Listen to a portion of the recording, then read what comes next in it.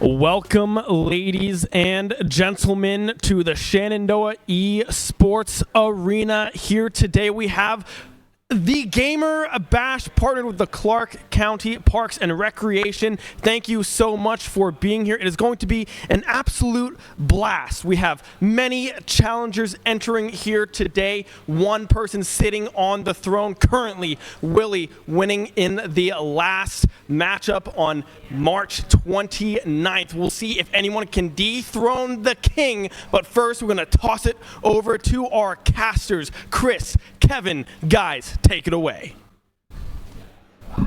That was also on camera. That was pretty cool. Thank you very much, Ben. Hey, I'm Chris. This is Kevin. We are happy to have you all here at our Shenandoah Esports Arena here in Winchester, Virginia. It's a beautiful day, and a beautiful day to play some Smash Bros. Because this is our follow-up. This tournament has been played once before. We've got a lot of returners, including our reigning champion here, looking to defend his title.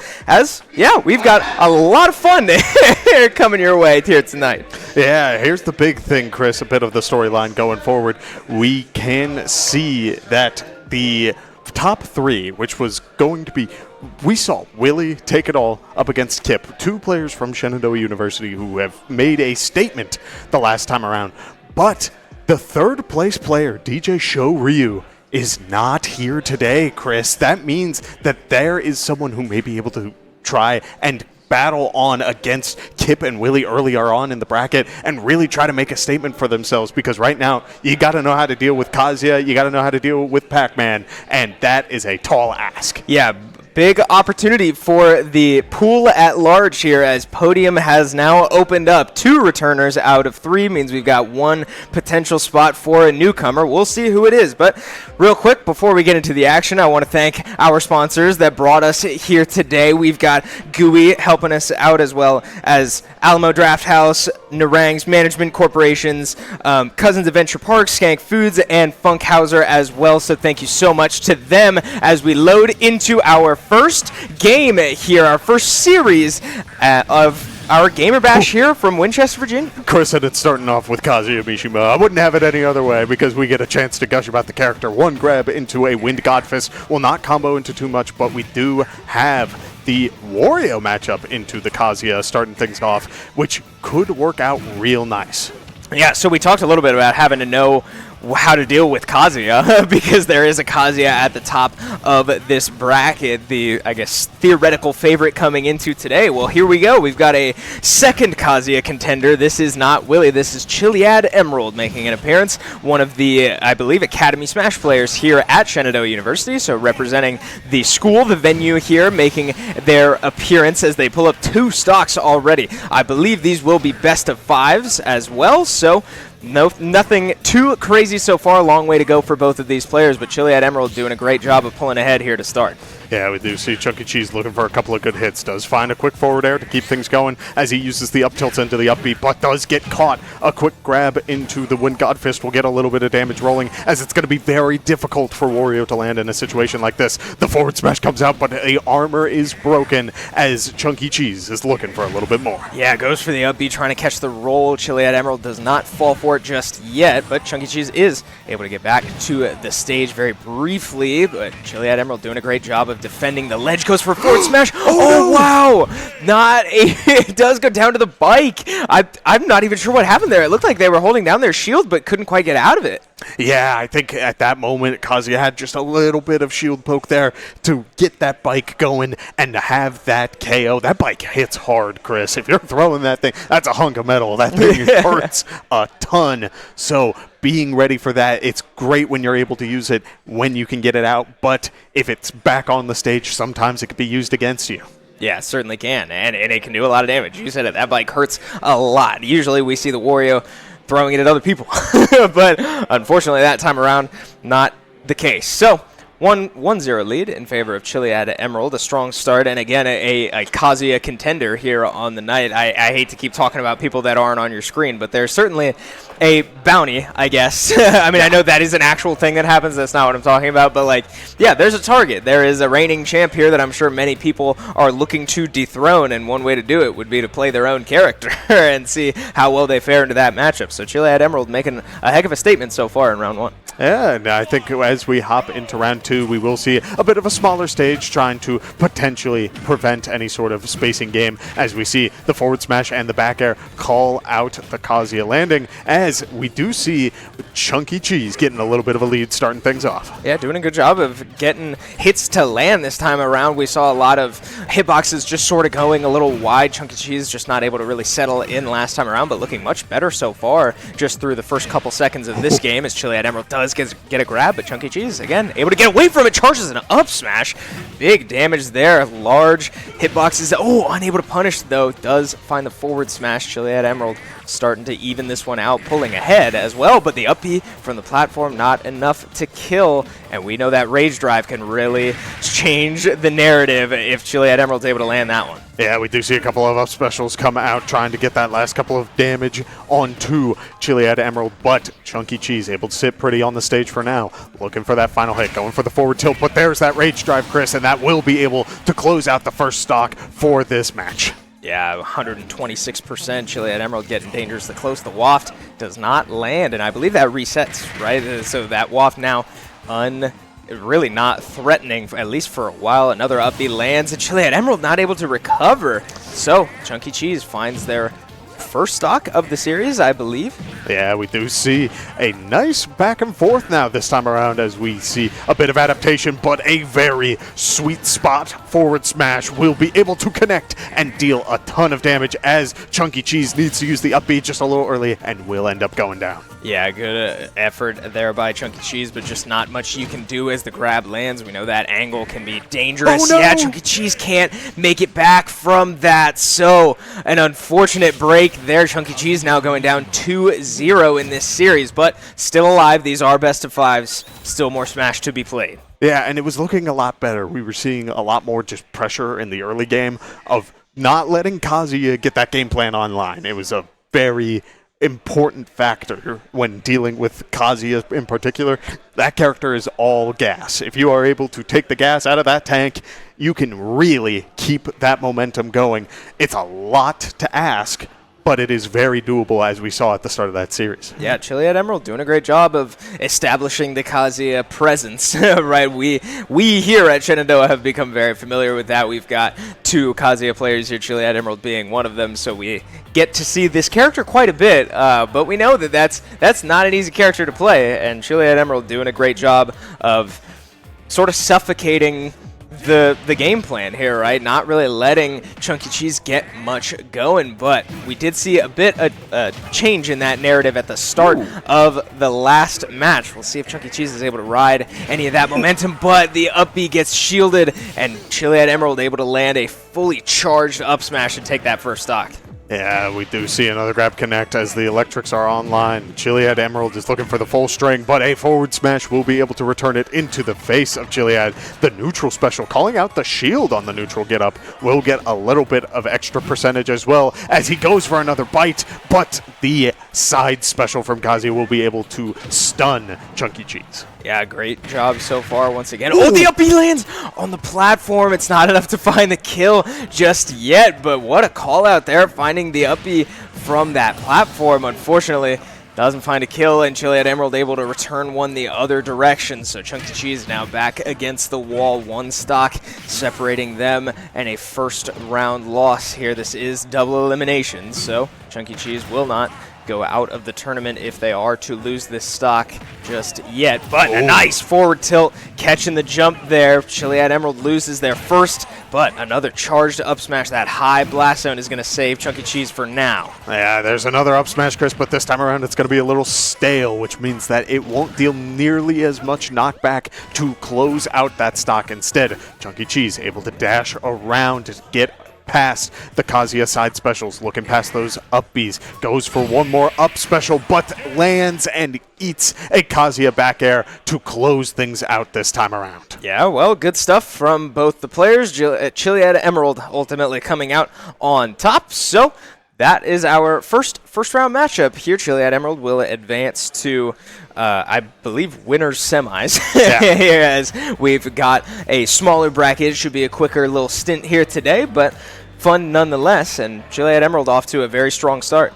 Yeah, and I liked what I saw out of Chunky Cheese when it came to the moment Kazuya was off stage, it felt like he had a lot of control over the matchup. A lot of good get-up call-outs were approached by forward smashes with forward tilts, just slapping Kazuya around, making sure, like, hey, if I'm going to have a little bit of a lead, you better believe I'm taking the whole thing, trying to get as much value as possible. But in the end, a couple of up specials and just that bad, like, awkward spot means that you will end up eating those Kazuya hard hits. So, unfortunate loss, but even so, a good start and a good way to kind of set the pace for the rest of the tournament. Get some nerves out, if nothing else. Chunky Cheese will continue their bracket run from the loser's side. So we await to see who will be on the main setup next, but I believe it will be another first-round matchup. We're not going to move ahead just yet, but of the players in the pool, we've mentioned we have a couple of SU players. I don't know that we'll see many of them at least yet, but we said that Willie's making a return. Kip is also making a return, those two podium members, as well as NN Gaming, one of the Academy players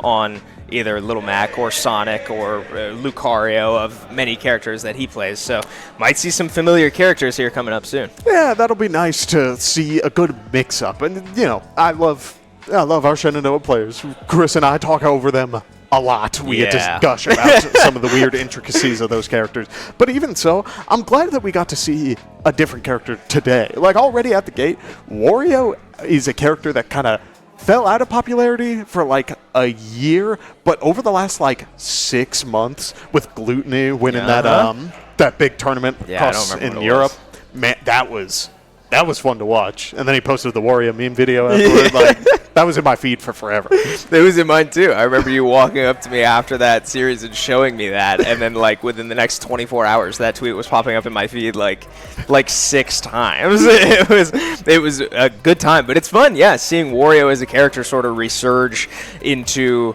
the meta, I guess. And I guess I am curious, right? We've talked about those like Luminosity rankings or the Luminosity tier list, where all the widely regarded best players in the world can vote on who they think are the best characters in the game. And I am curious where Wario lands on that. I'm pretty sure he's in like, hey, Chris, Wario's got some really good setups, especially with that waft. Like, the ability to sit back, play the game for 2 minutes, and then suddenly have a button that knocks out your opponent at like 40%.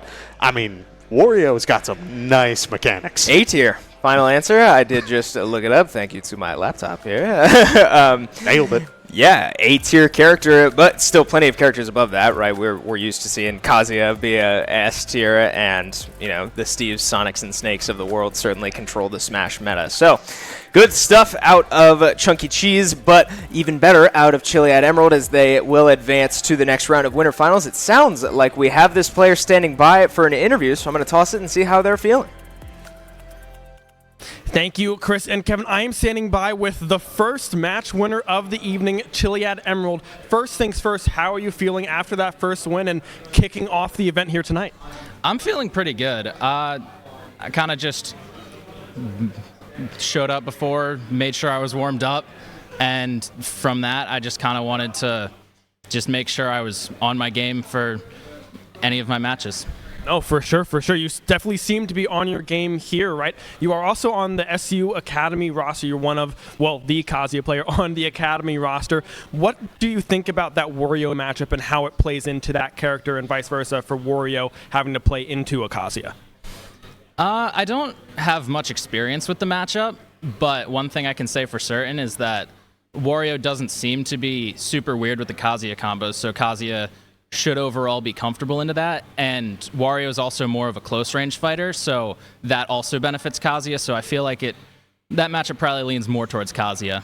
No, for sure, for sure. I mean, we saw it there right off the bat. Congratulations on the first win, and thank you for doing this quick little interview with us here. Good luck with the rest of the bracket as you continue your winners run here, guys. I'm going to toss it back to the casters. Take it away. Thank you very much, Ben. Good to hear from the players. Congratulations to them. As we said, Chiliad Emerald will be advancing to their next winners round. Again, Chunky Cheese not bowing out just yet, but we should be getting into our next matchup here soon. We'll let you know as soon as we know who that is. Yeah, we're going to have a lot of setups on the side stage, getting things rocking and rolling for now. But while we're waiting, I'm kind of happy. There were a lot of strong opponents the last go-around, where we saw some pretty unique characters across the board. We saw the Lucases of the world. We saw the Ryus. We saw a couple of, like, Miis. Which brings me to a point, Chris. If someone pulls out Mii Sword Fighter today... Oh, my God. Okay. Let's talk about it. So, the whole... Well, all right. Let's go all the way back to the start here. There was a YouTube video released, and I should know this person's name. They should get credit for this, but there was a massive YouTube video released covering Mii Sword Fighter as a character, and the video certainly did a great job of hyping the character up, right? It was a YouTube video. It's their job to make it enticing and market it as, you know, the best thing you've ever seen. But some of the stuff in that video was described as true 0 to deaths and immense kill threat at very low percentages on Mii Sword Fighter against any character in the game. Now, we have talked a lot with our varsity roster here, or at least I have talked a lot with our varsity roster here about that video and how the community is reacting to it. Our players seem to think that it's not as world-shattering as other people are certainly making it out to be, but the only factual thing I can tell you is that it is way too early to tell. Right? This video came out like a week ago, maybe 2 weeks ago. We haven't seen anybody really be able to sit down and apply all of that to a consistent and threatening degree, but man, do I want to. Yeah, well, while you try to find the video real quick, the big thing is that it was a lot of just trying to KO the opponent off of just about any move available. Like, there were 6 or 7 different moves that you could start the combo with, and then it would just keep on, like, you would be able to consistently knock out your opponent every given time. On top of that, we've seen, well, the roster here at Shenandoah is like, I don't know how legit this is. We've seen a couple of big names in the scene start just trying the character and going on, like, 50-game win streaks and finding a major success with the character. Yeah, I did find the YouTube video. The person's account is Ramble, so shout out to Ramble for making the original video, sort of breaking this news to the world. But yeah, I talked to, like, Willie, I've talked to Igloo about this, and the consensus was, or Willie told me that in the video he uses combos against, like, a bot or an AI that's meant to, like, you know, air dodge at the first possible opportunity or whatever. And Willie said that somehow that's, like, not consistent or, like, not actually applicable to real life. I couldn't give you details, but he explained it to me, and the consensus I got from the team was, like, you know, even though Mii Sword Fighter is sort of has extremely strong aerials and ways to kill you at extremely low percentage, it's like all around as a character outside of those, he's still pretty underwhelming. So it's like, and every character has these trade-offs. Because I said, like, you know, is it not enough that all of your aerials do upwards of 20%? Like, that in itself seems very oppressive, and the fact that he can kill you if he hits you with any of them upwards of 20, 30%, and you just die for it. But I don't know, they seem insistent that that's not as intimidating or not as, like, unique as it may sound. I disagree, though. It's weird because Ultimate's been out long enough. There are 80-plus characters in this game, each one with upwards of, like, 20-plus moves. You can really see just how deep and involved this game can be. That stuff like this goes under the radar a lot, but it's interesting to kind of hear from the players that they're like, I don't think it'll add up to too much more than what we see from, like, Luigi. Well, the funny thing is that Luigi's now getting more popular as time passes and has been filling a niche that, like, takes advantage of Kazuya's weaknesses, where, like, Kazuya is all gas, just trying to take advantage of both momentum and a little bit of intimidation. It's just, there's so much that character can do. Yeah. But then you have Luigi, who just kind of, like, is a little floatier, has a couple of projectiles who can, like, slow down the pace of the game a little bit if needed, but still find great success. Yeah, and I, like, if you want my opinion as Chris Clayton, like not as any Smash professional or anything. I think that it's just going to take time. I think that I think the players' reaction is it's almost too good to be true.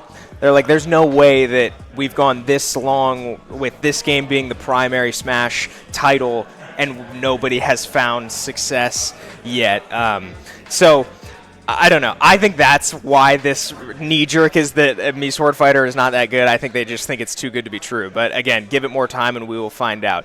Want to give an update, by the way. It looks like our next series on stream will be Chunky Cheese against the winner of this series you're seeing on your screen now. We've got our roaming cam peeking in to see how that's going. It sounds like they are in Game 4 right now, and Chunky Cheese awaiting the loser of this series on the bottom side of the bracket. Oh, okay. My apologies. Is it Chunky Cheese is going to be on the broadcast? Yes. Perfect.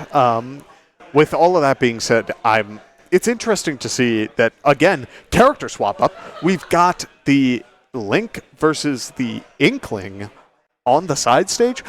Talking again about characters that we don't see very often, Chris. I feel like Link and Inkling have kind of fallen out of the community's favor just by nature of they were so good at the start, but then a lot of people were very good at adapting to that game plan. And so people started trying other characters, kind of diversifying their character pool. But now we're seeing them come back again. It's like a full loop life cycle of Ultimate. It's crazy. Yeah, and I guess, while we're here, like we are waiting for this series to finish, we could just cast over this. That was not what I was expecting, but now that I think about it, I guess, yeah. Wait, while we don't have direct game feed over this setup, they are playing on one of the side setups right now. Yeah, we'll just sit here and watch as this happens. We've got, looks like... Oh, I thought that might have said Igloo, but it's not. And Igloo doesn't play. What am I thinking? We've got a Link against the and Inkling here. Both now down to 2 stocks. And I'm not sure what the series score is. I was told this is Game 4, but not sure who's up. I'll let you know. But, yeah, close game so far. Close series, it looks like. And, yeah, both of these players looking like they're doing a good job of occupying space. Yeah, hey, they were doing good. It makes me happy. The players were kind of going back and forth. Percentages were starting to even out. But I'm curious now because that's going to be on the rest of the players to have a game plan ready for 2 characters that you don't see too often nowadays. And yes, again, 80-plus characters. You're telling me I need to have a game plan for all of them? The answer is yes. Yeah. And that's a lot to ask. To remember that in particular, if a matchup is close, it could come down to if you have a solid game plan right out the gate or if you are just kind of scrambling going forward. Yeah, and fun characters so far here. Like we said, one of those characters will go on to play Chunky Cheese on the Wario. So should be a fun matchup no matter what. I'm trying to find the tier list again because one of the fun things about Smash Bros.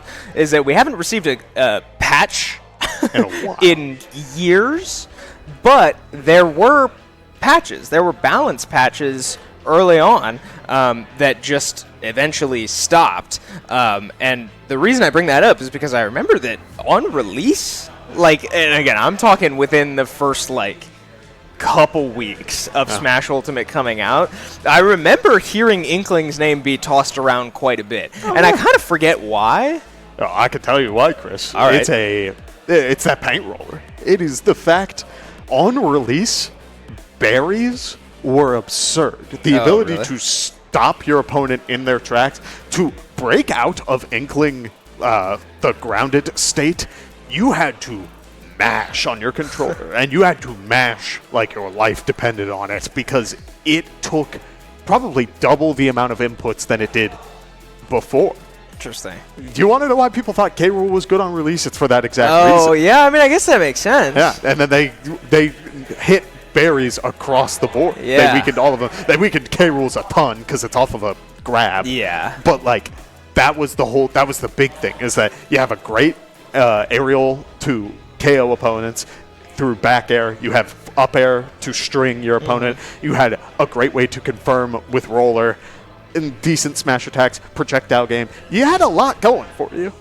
Hey, well, unfortunately, I do have the tier list pulled up once again, and I hate to keep referring to this as gospel again. Like, Smash is a pretty subjective game. Like, it's a fighting game. Any one of these characters can go win and under any circumstances in the right hands, but they do have Inkling listed as a B-, so quite a fall from glory there, unfortunately. And that sucks for me, too, because I enjoyed playing Inkling even a little bit. I mean, I was never great, but yeah, that's tough to see. It certainly looks like that hit pretty hard. But again, I mean, we know that the roller can be really hard to land as well. Like, it's extremely telegraphed, it's slow, it's many things, but it is still pretty punishing if you get hit by it. Yeah, I'm looking at that list, Chris, you got in front of you, and I see Inkling above Sephiroth, and my heart just hurts a little bit. Yeah.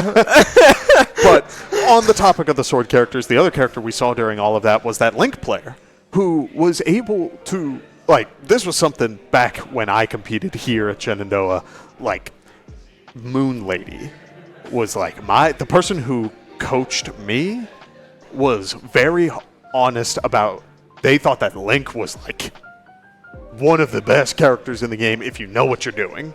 And I'm talking like Z-drop bomb, like getting crazy combo, like wacky, sort of just like almost fluky. Like a Peach wannabe. Exactly. But the difference being is that Peach has Turnip as a projectile that's slow moving, flimsy, just plant, versus Link's entire kit of arrows and boomerangs and bombs and everything else. Like, he's an adventurer. He's got everything he needs and more. Yeah, and looks like we have the results of that series. Our next series will be, as you see below, Chunky Cheese against Endless Apollo. Not sure which play or which character that was. Ooh, good point. But either way. Yeah, we'll find out very soon. But exciting matchup here. This should be loser's side as well. So win and survive or lose and go home. A lot at stake early on here in the night for just our second series on mainstream. Right, exactly. But even so, it's going to be interesting kind of seeing what the approach will be for both sides, because we saw that Chunky Cheese was getting really good advantage when the opponent, like the moment someone was at the ledge, Chunky Cheese was building that percent like it was nothing. He was doing great at that. But it was a lot of that like intricacy of the neutral game, finding that first hit that we were seeing, okay, what sort of adaptations need to be made. If it's Inkling, you got a good chance of fighting face to face, and I imagine the frame data is relatively close. If it's Link, you got to find a way to get past those projectiles. Yeah, and that can be tough. We are in an offline environment, so that it does inherently help the player playing against the projectile game, right? But we'll see. I mean, I know that Wario has a decently big hitbox, certainly not as big as some others in the game, but yeah, I mean, if we're looking at what we saw from Chunky Cheese, I would like to see a bit more variation in kill threats as well. There was a lot of dependency on the up B, and while it did work a couple times, it was not enough to work every time, and I would like to see a bit of a mix-up there if possible. Yeah, I think a couple of up airs will make a world of difference this time around, and it could spell a great combo game if they get online. But for now, while we're waiting, Chris, I just want to take another moment to acknowledge that it's nice to see now the character pool's kind of set. I imagine production would have let us know if some random Me Sword Fighter showed up so we can toss that one out. No, you're actually right. That would have been so funny.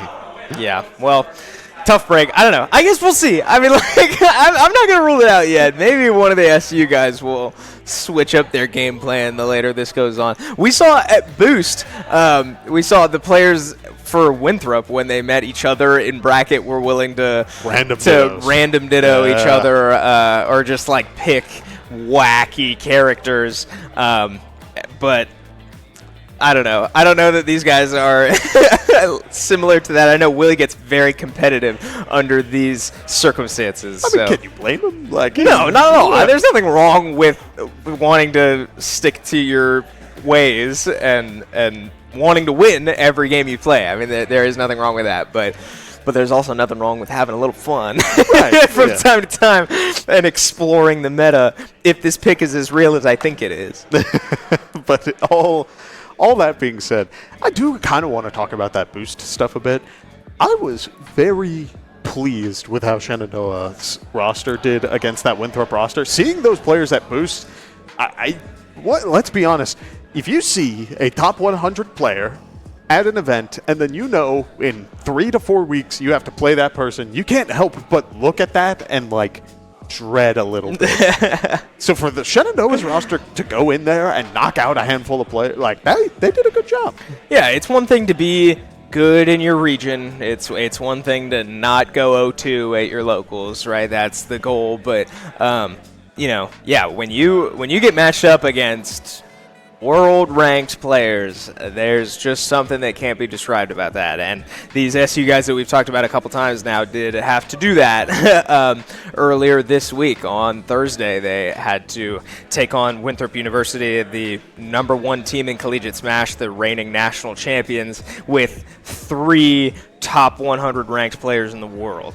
And we are biased, but I would say they really held their own. And I know the players are very proud of how they did as well. They did go down in that series ultimately, but taking Winthrop down to 4 stocks out of 12 in set 1, I think was incredible to watch. Well, that and Willie let Chris and I know after the matches were all said and done that apparently we were getting inside his head a little bit with my B. Yeah, we were like, he could make the comeback. He's like, oh man, think of the stats. Yeah, I think he said when we got out of that series, he said he was thinking about the statue he would get if he pulled it would have been 7 or 8. 8 stock run. 7 because of Greninja. Yeah. No, then it was 9. I don't think we took out because they were about to 12 stock Shenandoah. Well, that was set 2. Well, that's what I'm talking. Oh, yeah, that is what we were talking about. So it would have had to have been 10 stock run against Terry Bogart. Yeah, against all 4 players of Winthrop and not losing 3 of your own. And yeah, he told us after that series, he was like, I was getting distracted because I was thinking of all the glory. I was thinking of the statue that they would build for me if I went 4-0 against some of the best players in the world back to back to back to back. Would have been crazy. Couldn't get it done, but still did a phenomenal job. Because again, under those circumstances, Willie is not ranked. As much as we hype him up, as much as he is the king of this region and has been for a while, let's be honest, he's not ranked. He's not top 100. If you look at numbers, if you look at statistics, he shouldn't take a game off any of them. And he went set 1, he took, I think, 7 by himself, 6 or 7, because he went on a run against Greninja, right. and Snake, both CJ Frozen and Anarchy. They played out of their minds. They didn't get the result they wanted, but they did make a heck of a statement, in my opinion. Oh, yeah. There's so much you have to be ready for going into those sorts of matchups. So seeing now that these players are now here in the tournament setting, it changes up your play style. In the crew battle setting, it's much more, you need to be a lot safer. You need to be very cautious with your stocks because that's all you have. In the series, right, we're playing best of 5s throughout the bracket. So that is plenty of time to adapt to your opponent's game plan. You may drop a match in the entire series, but that's okay because now suddenly, I have counterpick. I got so much information on what my opponent likes to do in any given matchup. It becomes this whole mental game of I think my opponent really likes to use their dash attacks. So maybe jumping just in place, right? With punish where they go right under me as I land, go for my move, and then get a combo going. That's great stuff all around. And we saw a little bit of that just even in that first series. Chunky Cheese was going for those up specials when Kazuya was jumping, specifically for those callouts. Yeah.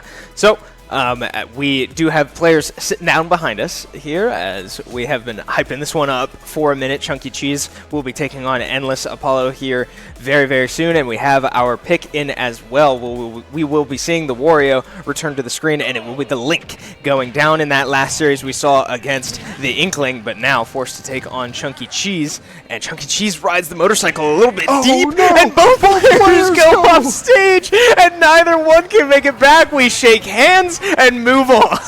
All right, as you do, Chris. But for now, we do see a little bit more of the Wario game plan, a couple more bikes being used, which is a great option for dealing with that projectile game, because then you can use it to kind of armor through things. But as long as that bike is there, Chunky Cheese won't be able to use it again, as it's thrown up into the air, but won't be used against him this time. And Endless Apollo doing a good job of getting a little bit of that projectile game going and trying to zone out with that sword as the forward smash connects.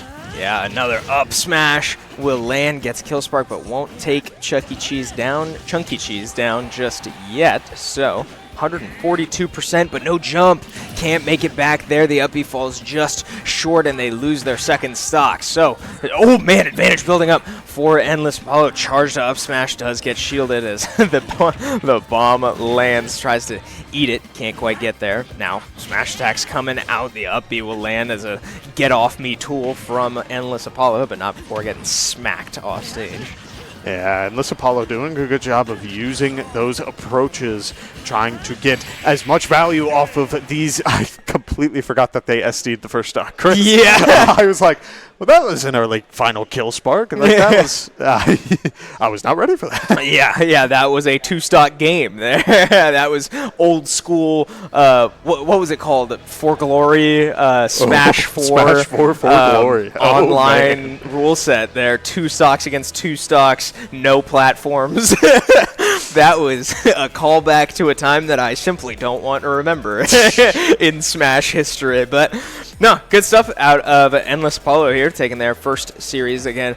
Chunky Cheese struggling to establish a game plan here, struggling to take stocks consistently so far. Yeah, but even so, I think we're seeing that a lot of it just came down to the approach. Endless Apollo was very deliberately throwing out those smash attacks early on to get the approach out. Nice thing is that those forward smashes, those up smashes have pretty good end lag on them. So if you can find a way to sort of lay off the gas just a little bit, let your opponent think that you're going to walk forward, maybe take a step back, stand there for a second and say, what, you're hitting the ghost above me? Like, what is this? And then go in. That will be the main game changer. Yeah, big game changer for sure, and we'll see if Chunky Cheese will be able to make the adaptations. I want to take a quick moment to mention as well. Never mind, we're loading into game. I'll hold that for later. But Chunky Cheese now loading in. We'll see if those adaptations can come through again. This is loser's side, but still best of 5, so plenty of Smash to be played. But a loser in this series will be going home. So as we get these first couple of hits connecting, Chris, we do see up special connect from Chunky Cheese, but there's that up smash again, calling out the landing on the platform, but Chunky Cheese using his up special to get a little bit of pressure going on the platform and doesn't have to land nearly as low if it does cancel into that spot as the forward air connects. Good job falling out of that combo. Down air does land, so Chunky Cheese doing a great job of finding hits so far, racking up percentages. He is down a stock in the up B. Won't finish just yet. That move won't kill there, but find that stock. But a tough break there. Chunky Cheese can't find the tech off the platform, and now down to his last stock.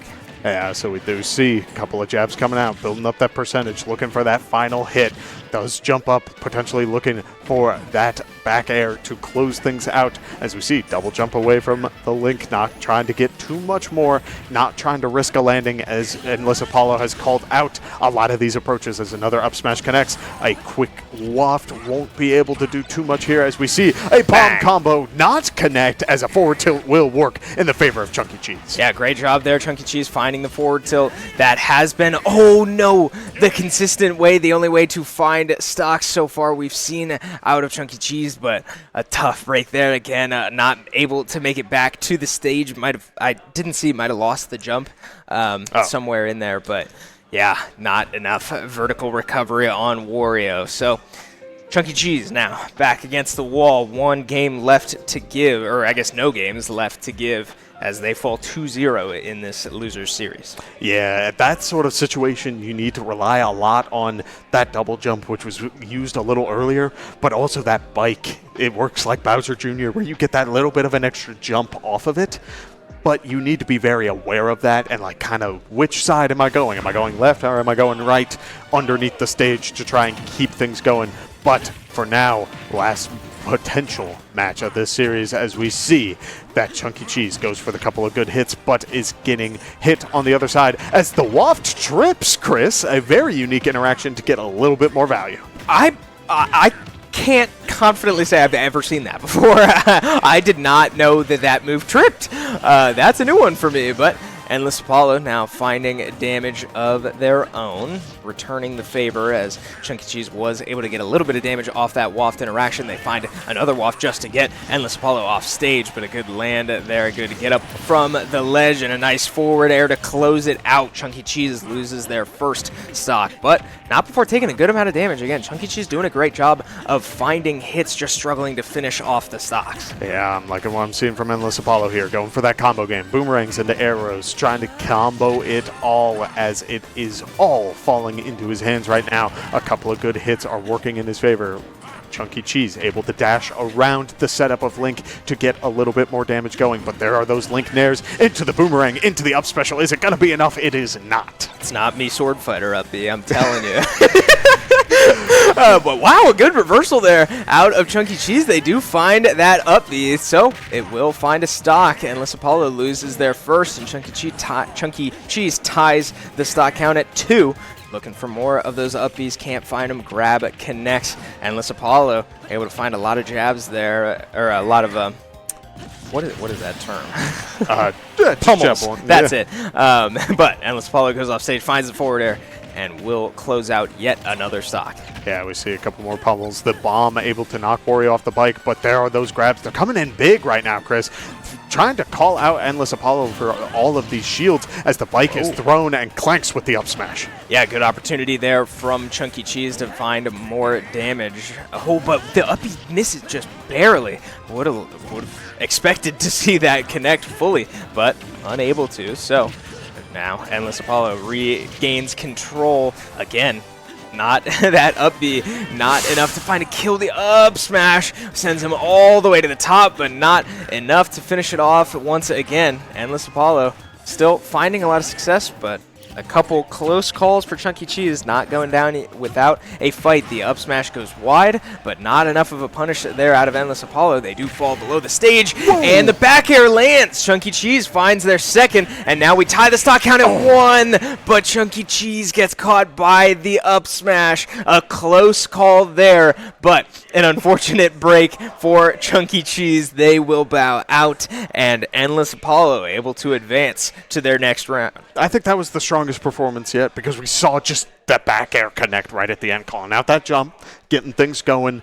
It was nice to see the level of adaptation kind of grow, trying to get more and more value, but this time around it just won't be enough for this series. Yeah, so a good showing all around from Chunky Cheese. I certainly hope that they will return to future events and be able to learn from this one and improve every time they come back. There's a lot of potential there. Again, Wario, strong character, a lot of potential, but ultimately Endless Apollo coming out on top, and they survive in their lower bracket run. Yeah, and I was liking what I was seeing from Endless Apollo when it came to like the boomerang setups. We saw a very nice, like, it was a boomerang into the neutral B, like shooting out that arrow into the up special. Like, it's clear that the combo game was there, but it just needed to, like, it was finding good percentage buildup, and then they were able to catch out those landings, try to get those approaches with the forward smash and the up smash, just taking up that space as much as they can to really utilize it and close out those stocks. Yeah, so somewhere in that series I started to mention I wanted to give an update. I believe I mentioned that we had 8 players here. I'm looking at the bracket, and it looks like we have 10 players here, if I'm not mistaken. So 9 players. 2 players here, 1 player here. 9 players here in attendance.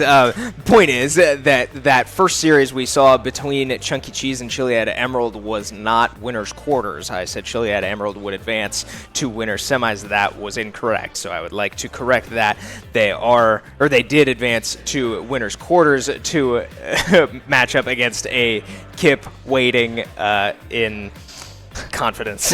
And ultimately, Kip came out on top in that one. So, as you see it down here, our next matchup will be a Shenandoah head-to-head. NN Gaming will take on Chiliad Emerald after going down to Kip in the winner's side. And this is a loser side, loser go home between two teammates here. Yeah, this is the Academy roster for Shenandoah going head-to-head, which means that we will be seeing a return for Kazuya back on this broadcast, but also a new face for this side of things, and a player who tends to play Little Mac.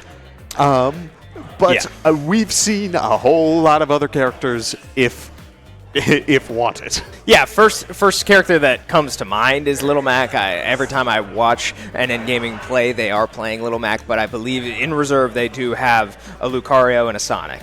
So that could be what we see come out. I mean, let's not lie to ourselves.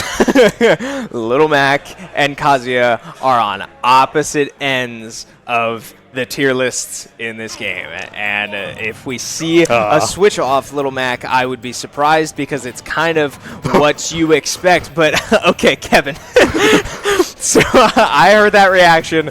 Those of you at home who follow our Shenandoah team probably know why Kevin just reacted. It is a nightmare taking Kazuya to Final Destination, but this one feels a little bit different because this is also what Little Mac wants, no? Right. Little Mac wants, Little Mac can play around on platforms. He has some nice tech setup situations, but as we see, Chiliad Emerald is looking for those grabs to just knock out that Little Mac, saying, I do not want to mess with any of that. But NN Gaming, yes, Little Mac might be on the opposite side of what people consider to be like the really strong characters in this game. Even so, Little Mac's got some stuff to really cause problems as we see those down tilt connects into the spot dodge or the air dodge onto the stage as KO punches online, and Chiliad Emerald is sitting there. He goes for the air dodge onto the stage as a forward smash connects. Okay, a strong start here out of NN Gaming. You can see that Chiliad Emerald has a game plan here, and it's to do exactly that. It's to get Little Mac off stage at uncomfortable angles, but NN Gaming doing a good job of waiting it out and not putting himself in a compromising position and getting around the lasers, getting around the grabs, and taking the first stock. NN Gaming kind of flying around the hitboxes of Chiliad Emerald so far. Yeah, but there's a big thing, Chris. And now that Little Mac is at a high percent, it's going to be difficult for the grabs to combo into anything that may be able to KO, as we do see a couple of grabs going one after the other, trying to call out those shielded landings and get up attack connects. Goes for a run-up KO punch, trying to call out Chiliad for sitting back the last time around, but an up tilt into the back tilt will be enough to close out that stock. Yeah, I like the look out of NN Gaming there on that KO punch. It did miss, but I think I like the idea trying to catch the roll back. Chiliad Emerald doesn't fall for it, and ultimately NN Gaming does lose their stock, but catches a forward smash again and a full stock lead for NN Gaming here on the Little Mac. Yeah, I mean, it's great stuff all around, just playing against Chiliad's game plan of trying to get those electrics online. There's that combo game, able to pass through the Little Mac hit as Kazuya walks away on top, and one stock to one stock, Chris. It is a battle of fists. Yeah, in the blink of an eye, Kazuya shows you why he is at the top of that tier list. I mean, that was textbook work out of Chiliad and Emerald. Now we do see this combo start to come together. The electric a little too late. God, oh man, NN Gaming does survive that one, as now they do make it back to stage, and it's going to take a borderline flawless effort from here. KO punch goes wide and almost costs NN Gaming their last stock here, but now regaining stage control and throwing out those smash attacks, that can be a problem. Kazuya opting for one of their less known grabs to get Little Mac off stage. A good counter there, but gets caught hitting the shield, and NN Gaming loses their first game. But again, still best of fives. Chiliad Emerald maybe a little rattled there. Understandably so. I feel like you look at Little Mac, because everyone says that Little Mac is this Little Mac's not good. Let's make it clear. Ultimate is a game with 80 plus characters that all can do well. Like, they can find success. That is like jarring for any sort of video game. I'm glad that we're entering this era of games where that is becoming a little bit more common, but even so, that means that, yeah, by comparison, maybe you don't have as many crazy mechanics to get things going. but you do have some nice tools in your kit, especially those KO punches. Those things could have easily taken one stock, and we would be talking a completely different story right now. Absolutely, yeah. It's the big thing about Little Mac are the offstage limitations, right? Every character has their pluses and minuses, their pros and cons, and with Little Mac, it is a strong advantage state. It's strong kill potential, it's the KO punch, but in exchange, yeah, if you can get him in a even remotely uncomfortable position off stage, he just can't make it back. But both players opting to switch characters, I have to imagine that this was a mutually agreed upon decision. I doubt that either player really felt the need to change, but I mean, I guess I could be wrong. We'll see. But like we said, these two players are teammates outside of this tournament and certainly friends outside of the game. Clearly someone banned Final Destination. Both players were like, all right, we need to... All right, fine. No. But in all seriousness, it's kind of interesting to see this Pokemon matchup. We do see the Revenge online. Oh, the wow. jab will KO because of that Revenge. A very nice build-up as Lucario is looking for those couple of hits. Nice thing about Lucario is that if you are going to lose your stocks, you still have that aura mechanic where you are dealing more damage the more damage you take. So it is very possible, yes, NN Gaming lost the first stock, but it could very quickly work back into his favor. Yeah, now it does get Incineroar off stage, and Incineroar, another one of those characters that can really struggle to make it back to the stage if you can get him in a compromising position, but doing a great job of racking up the revenge stacks there.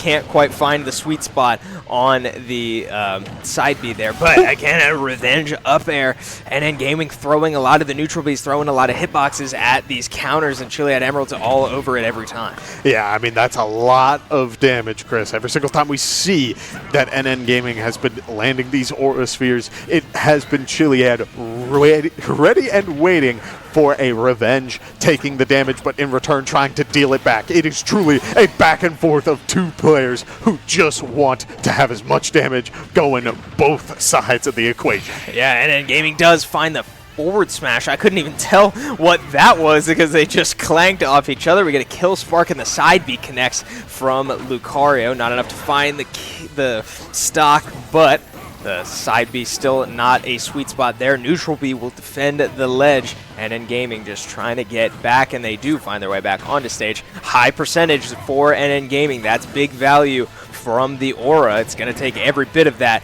to come back in this matchup, though, as again throwing hitboxes at the counter. That will come back to bite him here as the sweet spot connects, and Chiliad Emerald takes a 2-0 lead in this one. I was not ready, Chris, for that side special to connect. I thought the Lucario dash attack, it lasts for so long. You really just kind of float across the side of the stage. I expected Incineroar to stop short, but sure enough, because Lucario was kind of laying sideways at the time when he goes for that dash attack, he was leaning into Incineroar's arms, and so it just connects. Good on our Emerald friend for getting that sweet spot to close out the stock, but man, I was not ready. Yeah, and I think the biggest thing is Chiliad Emerald found so much value off revenge stacks there. Yeah. I mean, NN Gaming got caught a few too many times hitting the counter when, especially like the neutral Bs off stage, throwing projectiles at an Incineroar that is sitting there waiting for them to hit him to then return the favor later on. It seems like a pretty avoidable thing, so we'll see if NN Gaming's able to make that adaptation, because that's a big one that you're never going to beat an Incineroar if you're handing them revenge stacks. All right, so we run it back. Pokemon battle one more time.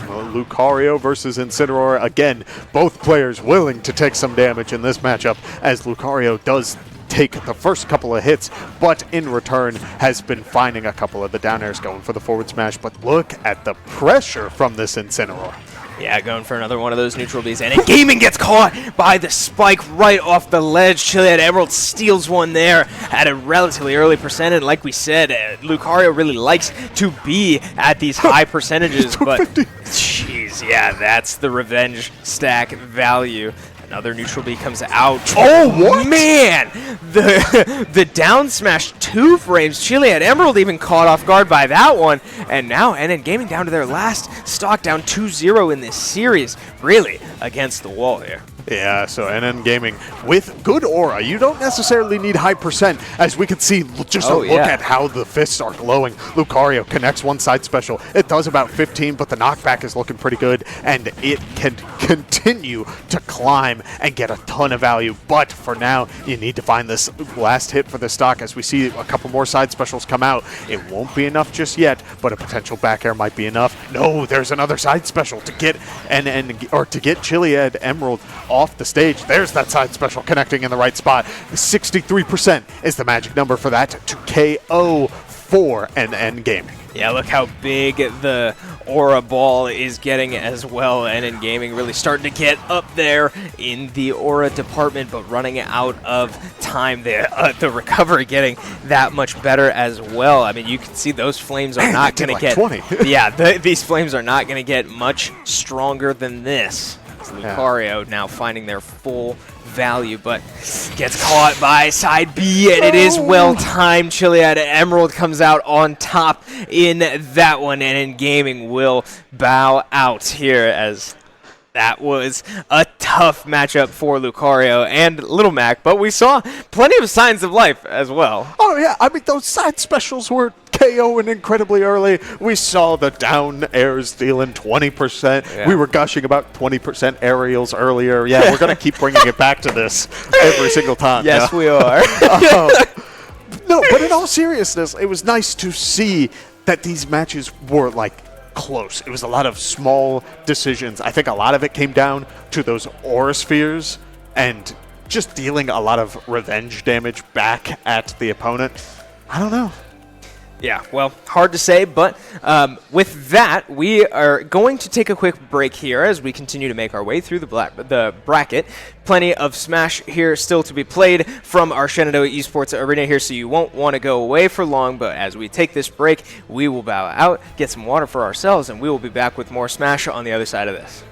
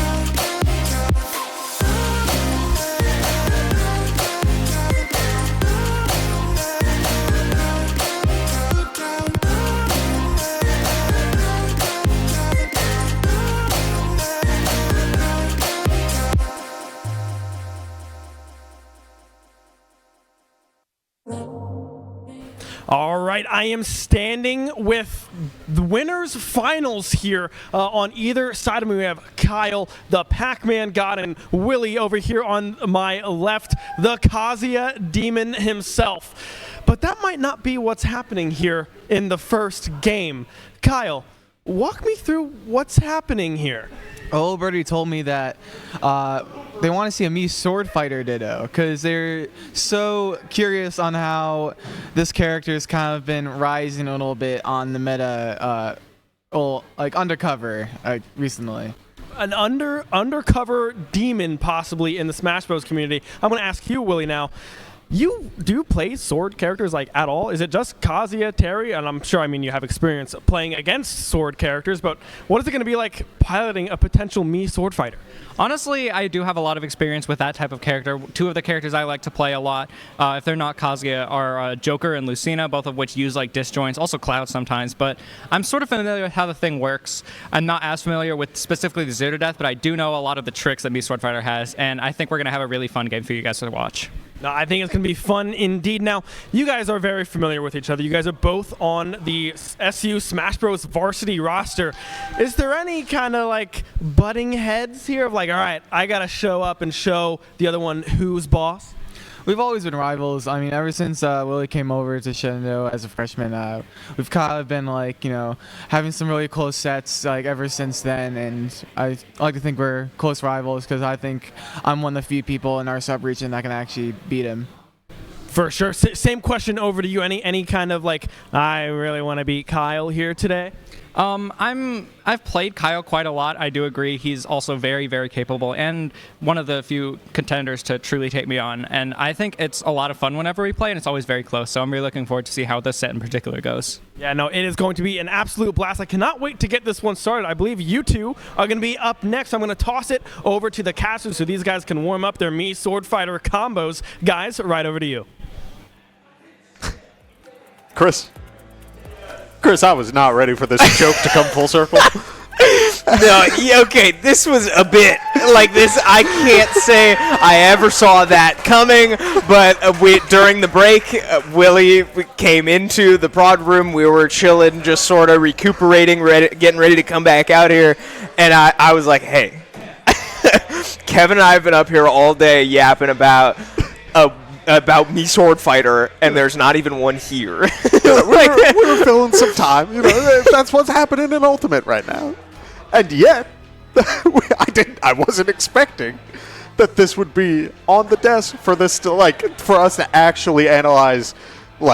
Is this real? Are we gonna see some real crazy stuff?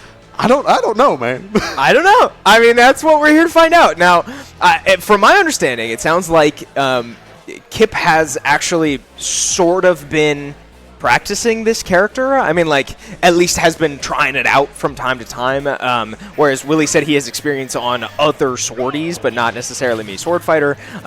So, I don't know. I mean, we'll see how this goes, but we load into our first game. We already see the difference in movesets. A tornado for, I believe that was Willie with the tornado and Kip with the shuriken. You know what's crazy about that, Chris, is that's the old moveset versus the new. I think we see a lot of value out of the shuriken now. That's a big point that they were making in that video, as opposed to the tornado. It was a lot of tornado and that little chakra that they throw out to deal damage. It's crazy. Okay, we already saw Willie go for it, unable to land the up B confirmed there. Another grab into down B. The back air can't land. So that was a big part of the video, right? I guess we are talking like you all have seen it, but the biggest confirm that this character seemed to have was a grab into a down throw into their up B. A lot of the combos finished with that hero spin move. Granted, an aerial version of it because it is just a stronger version of the links. So we see Kip take the first stock here. We've seen these players go for variations of the combo already, but neither one able to find it just yet. Chris, I'm starting to think that we may have a bit of a problem on our hands if they're going for it and it's not connecting. Is it the case, Chris? The up smash connects and we'll have to see if the players need to adapt going forward on how they deal with this matchup. As we see Kip approaching with the down air, we do see it down throw into a quick jump. He was looking for the back air setup, Chris, with the tornado. Yeah, so Willie does have the tornado equipped, which was not covered in that video specifically, but is one of the more traditional options on Mii Sword Fighter before this meta on the character changed. We do see a grab into the down throw into the back air. Again, not enough there. The hero spin connects. It It does get the kill! This is what we're talking about! V Swordfighter able to take that stock at, like, what was that, 70? Like 65-ish or so, which is crazy, as we see a back air, and to the air dodge, he didn't commit going for that hero spin much more. I don't think it definitely would not have KO'd. Maybe if he tried carrying himself off, it could have, but like that would have been extremely risky. And we're not late enough in the series for you to be playing risky at this point. Instead, we will see a couple of good hits connecting down air into the down tilts. Both players looking for a couple more follow-ups. Yeah, it looks like it can be hard to secure stocks at higher percentages, as a lot of these combos, I imagine, become untrue at this stage. The hero spin, man, okay, I mean, that's another option. It is a get-up tool to defend against ledge traps, but back air connects. Willie doing a good job of holding the stage. The hero spin still able to recover from pretty low. That honestly surprised me. Yeah, as we do see a couple more shurikens thrown out, both players clashing as Willie goes for an up smash, but he's called out. Kip again taking the time to take a step back, breathe for a second as the shurikens come out. Chris, we do see Kip is at rage percent. He's got a lot of damage on him. He could go down to one more good hit, but he may be able to find the reversal. It depends on the hit as we see the jab connect and send Kip off stage. Yeah, but Kip now still able to make it back. Again, this is what we're talking about, though. It does seem like these stocks can get hard to close out at these higher percentages, as now Kip does find his way back in, but the back air from center stage will take the first game. Kip upwards of 150% does go down, and so, all right, well, we saw it once. Yeah, okay, we did see a hero spin take the other Mii Swordfighter all the way to the corner and kill and find the stock at an extremely early percent. I don't know. I don't know. We also saw them fall out of the combo a couple times. So, Listen. Let's understand. Maybe it's difficult, Chris. You don't know. Maybe. Yeah, like it was clear Kip wanted it and was like looking for it. Like there were a couple of shurikens thrown out, and then he would like short hop forward but not go for an aerial, which means he was probably looking for like down tilt setups on landing.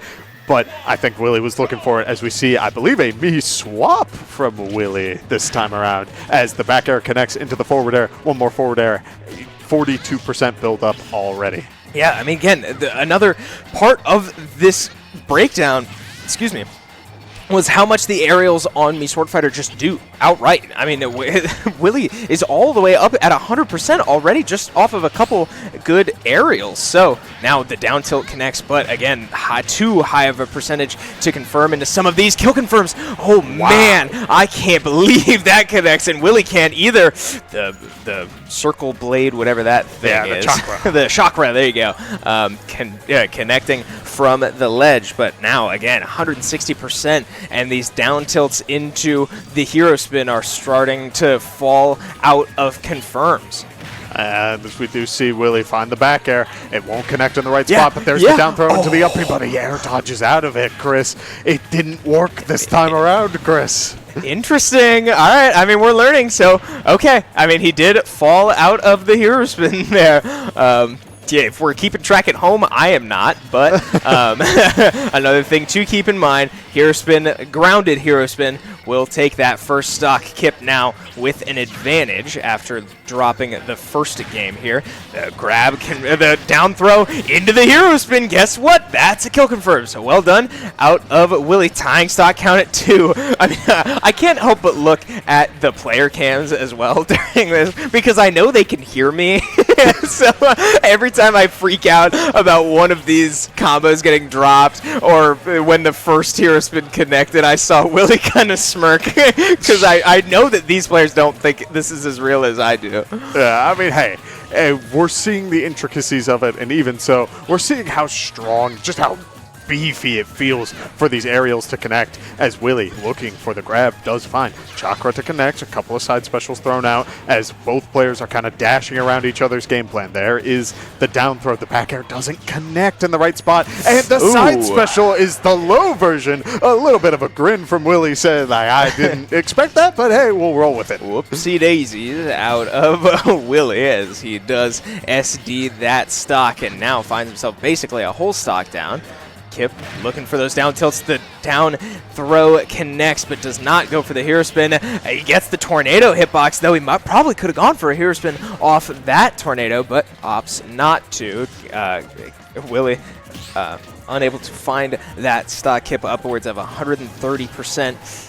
Willie goes for the up smash. It will not land. The back air does land, so Kip will lose their second stock. That hero spin does not have great vertical momentum, so can't make it back to the ledge on that one. Yeah, but we do see one grab connect. Again, looking for that back air. It won't connect this time around as Kip is at too low of a percent for that to work out, but there are those down tilts looking for the grab afterwards. Instead, both players trading back and forth. We do see back air connects for Kip, and Willie goes down. Both players kind of shocked that that stock was taken off of that back air at that point. Fair enough. Yeah, we see the reaction from both these guys. Yeah, you're right. Both players, I think, pretty surprised that that one ended how it did, but fair enough. So we split so far 1-1. Willie looking to bounce back. Okay, I don't know what the takeaway is so far about this character. I think the biggest thing I'm noticing is that if you get to too high of a percentage, that things really start to fall apart. Yes, I'm also noticing that a lot of these backers are connecting on the sweet spot. I think it's sending people at the, like, in the video, they talk about the back air just needs to connect, and that's true to a point. That back air is strong. It hits hard. If it hits in the sour spot, they're just not sent nearly as far. But you can really take advantage of that if you hit it in the right spot. If you can hit that sour spot, I think that's what makes it combo into the hero spin at almost any percent, but you got to be ready for it. So as we hop into this game, expect to see potentially another setup into the back air, but for now, it looks like a lot of it is just sort of getting used to the feel. Yeah, now we see, excuse me, we load back in. Game 3 here between these two players. Again, still best of 5. Winners finals, no exception. Kip and Willie splitting games so far, but we get to see, I am starting to lose track of which sword fighter is which. As Kip, the one in the green tunic and the witch hat. Willie in the old school Breath of the Wild Guardian gear with the toad hat. So, still high percentages so far, no major threats. Oh, wow, a major threat right as I say it. A charged forward smash will catch Willie's first stock, and now Kip with an opportunity to start running away with it if he's able to find one of these starts to these patented combos. And we do see the get-up attack work out. A quick tornado into the forward air won't be enough to KO this time around. Another get-up attack will work into Kip's favor as he's looking for those shurikens to potentially call out the landing and get Willie into his shield. Goes for the up smash, but will eat a bit of damage in return as the forward tilt connects and will be able to close the stock. Yeah, all right, we return back to even stock counts, but Willie at a higher count goes for a read there, can't quite capitalize, is able to find the down B again. Yeah, falls out of it. Kevin, was I wrong? No, because we're seeing it, Chris, because it worked there. We saw that the slingshot backer did connect, but I think it's just hitting in the wrong spot. Maybe it's a DI thing. Maybe it is a way. There are ways to get out of it, but it does feel like it's just getting a little bit more problematic every interaction we see. Yeah, maybe just a little too predictable as well. I mean, we all know that anytime one of these players gets a grab, it will be a down throw into either a back air or presumably a hero spin. So, I don't know. I guess we'll keep an eye on it again the longer this series goes. This is first to 3, so we have a minimum 2 more games of Smash between these two players left. Again, another grab into down throw into a forward air that does not connect. So, we've yet to really see either of these players go for just the straight down throw into the hero spin, usually opting for one of their aerials. Yeah, and every time it feels like it should be KOing just a little bit earlier, but for now, we do see Kip sitting at a pretty high percent, and I think the Rage has come into play multiple times in this series. The Shuriken calling out the landing, using the side special to take full advantage, but there's that back air, able to kill near center stage. I mean, it's really starting to rack up. Yeah, 100% now on Willie, and they are catching forward smashes. The hero spin goes a little high, and he does get caught with the back air there. Kip taking game 3 and pulling ahead in the series, but I'm conflicted, Kevin. I really am. Yeah, I can't tell if it's a mechanics thing. I can't tell if it was just maybe it doesn't work how we thought it did. But there is something that just seems to not be exactly what you would expect word for word, and understandably so, right? Like, it's a YouTube video. Your goal is to have people watch. The guy succeeded. There's a lot of cool stuff in that video. I have seen some of the crazy setups. We've seen it at the top level, but I'm curious how tight the input is when it comes to the slingshot back air. Maybe that's where it's getting dropped, is trying to go for that option. Slingshot isn't inherently easy, but I do think that a lot of it can come down to trying to find that last hit. And another thing to keep in mind is that both players are not necessarily the sword fighter players. Yeah, right. Yeah, neither of these players really swordies historically. I mean, Ben had a good interview earlier asking Willie if he had any competitive experience on a swordie, and he did say that he plays, what was it, Joker and Lucina, I think he said was the other one? Yeah, a little bit of Cloud. Yeah, so disjointed hitboxes, certainly not unfamiliar territory for these players, but definitely not comfort zones either, as we see their Pac-Man and Kazuya so regularly. But another grab lands into a shuriken. It will take the jump from Willie, but Kip able to catch the get up there and connect it with an up smash. He will take first stock here, but Willie now in the exact same spot Kip was in just a moment ago, but unable to secure a stock from it in the other direction. Yeah, we do see an air connect. There's that chakra doing good damage. A good down throw into the up air, into a back air will build an extra 30% or so, as a drag down forward air gets a little bit more value, and Kip playing the zoning game. Wow, zoning game canceled. We will wipe that one off, as Willie able to find a forward smash there in response. So the drag down forward air does not confirm into the down tilt. It was a good look out of Willie. Down tilt there. Grab, back air. Doesn't go for more there. Just gets Kip off stage with some damage. I think I heard Coach Igloo in the back calling out Willie for not going for more. Understandably so. If you're going to commit to the bit, understandably so, you would expect to hear it, but I'm glad that Coach Igloo is looking for it as much as we are. Yeah, and that makes me happy, but yeah, I mean, another down tilt there, opting not to go. I think I just would like to see more. The value, the gimmick of that video was really based around how early hero spin kills. Like, it's jarringly early. So at percentages like these, I think I just wish these players were just throwing out hero spin a bit more. I know it is a heavy commitment, but it is a massive hitbox and at least workable, I would think. But up smash lands Willie on his last stock and in danger of losing that last one. Kip will come out on top in the Mii Sword Fighter Ditto, dropping the first game but going flawless from then on. Congratulations to the temporary Mii Sword Fighter King in this arena. That's a crazy title to have. If you were to tell me, what is it, 6 years ago, however long Ultimate came out, that I would be talking over a Mii Sword Fighter Ditto. Like it was a real thing. Yeah. I would have told you were crazy, and like, why would you even consider that? And yet here we are. Like, it was good to see that they tried it. I'm glad that it hit that level of like intricacies. I mean, we saw moments of like light there. Some things were connecting in the right spot. The down throw into the back air was connecting. I couldn't tell if it was because they were too high of a percent, that maybe they were concerned with the hero spin. Maybe they weren't going like holding in towards the opponent, so it looked further away than it actually was. There are a lot of factors that could be taken into play for that. But either way, I'm just happy that they gave it a shot. I am too, yeah. For as much as we talked about it, as much as we hyped it up, I'm glad we at least got to see one and even two Mii Sword Fighters in the same game. Certainly not where I saw this going. And I looked up at, Smash Ultimate released December 7th, 2018. So 7 years, 6.5 years of playing this game, of casting this game, and here we are talking about Mii Sword Fighter as if it's a real character. We do have Kip standing by, ready to walk us through what felt good, what felt right, what felt broken, and what didn't. So, Kip, talk to me. Is Mii Sword Fighter real?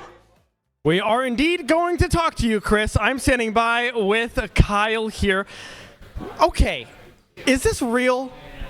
The character, maybe not like competitively viable real, but my Mii Sword Fighter, I think it's very real.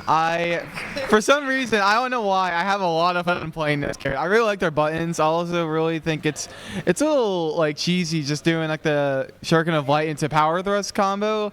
I see like a couple like top Mii Sword Fighter players use that combo, and it seems to be a really good move. And also like Chakram was like the disc that he throws out. I didn't hit it during the set. You can do some like hard kill confirms into it. You can do like a light throw, which like doesn't make it go very far, but like slowly goes back in, which sets up perfectly into like a forward smash, and you can kill it like 80. This character for some reason has a lot of tricks, but despite that, I don't think he's very that good. No, it's definitely not a character that we often think about when we look at competitive Smash Bros. But the one question about this character is the combo like legitimate? Does it work? And we saw a couple hero spins into kills, but was that the actual combo being performed?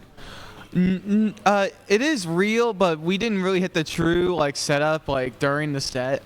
There is a video out there, I forgot who it's from unfortunately, but they made this really in-depth video on how to properly do the entire to zero death. I think it starts from like down to grab, and you can do some call it a slingshot. It's kind of like a movement tech that kind of can be applied to any character, but it basically kind of just shift your momentum in a way, but also like turning your body around, which is why Mii Sword Fighter is able to do a back air into the hero spin. That's pretty much the reason why that combo works, is because of the slingshot application, but it's pretty hard to get down. No, yeah, I mean, it definitely looks quite difficult to try to hit. I mean, you guys were going for grabs left and right, and only a couple of them were actually able to combo into one of those combos, right? But away from the Mii Sword Fighter and everything like that, you are the first player to punch their ticket to the Grand Finals. Congratulations on that. How are you feeling, and what are you expecting in this lower bracket run?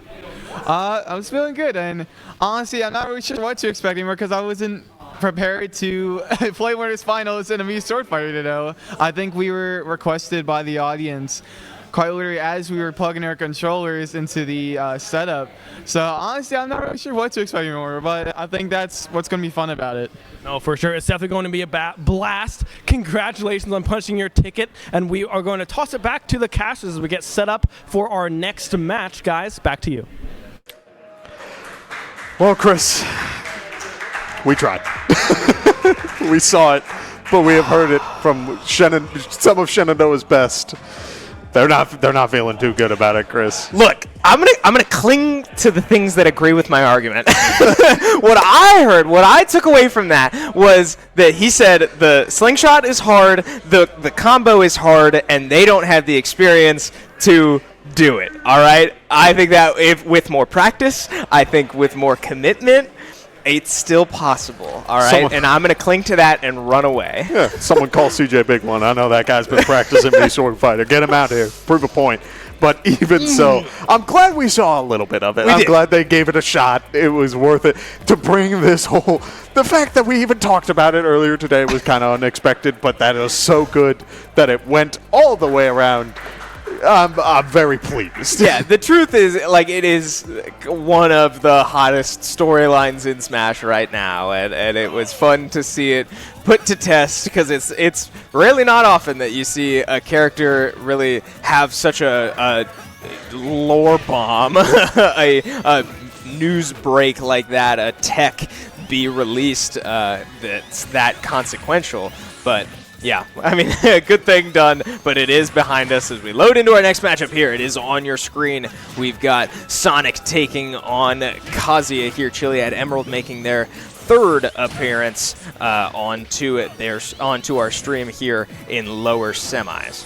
Yeah, and this is a matchup that you will see a lot in the top parts of the bracket, I mean, Sonic being so incredibly good at just keeping the pressure going using that spin dash, but on the other side of that, Kazuya, a character who can just delete stock so quickly. This is very much a Sonic-paced matchup. It is going to be on Chiliad to find an opportunity to get those couple of hits in. Beyond that, you are really trying to just dance around those spin dashes. Yeah, Rage Drive is online. Got to look out for that, but it does get knocked out as well, and the down air is parried, and the forward smash connects.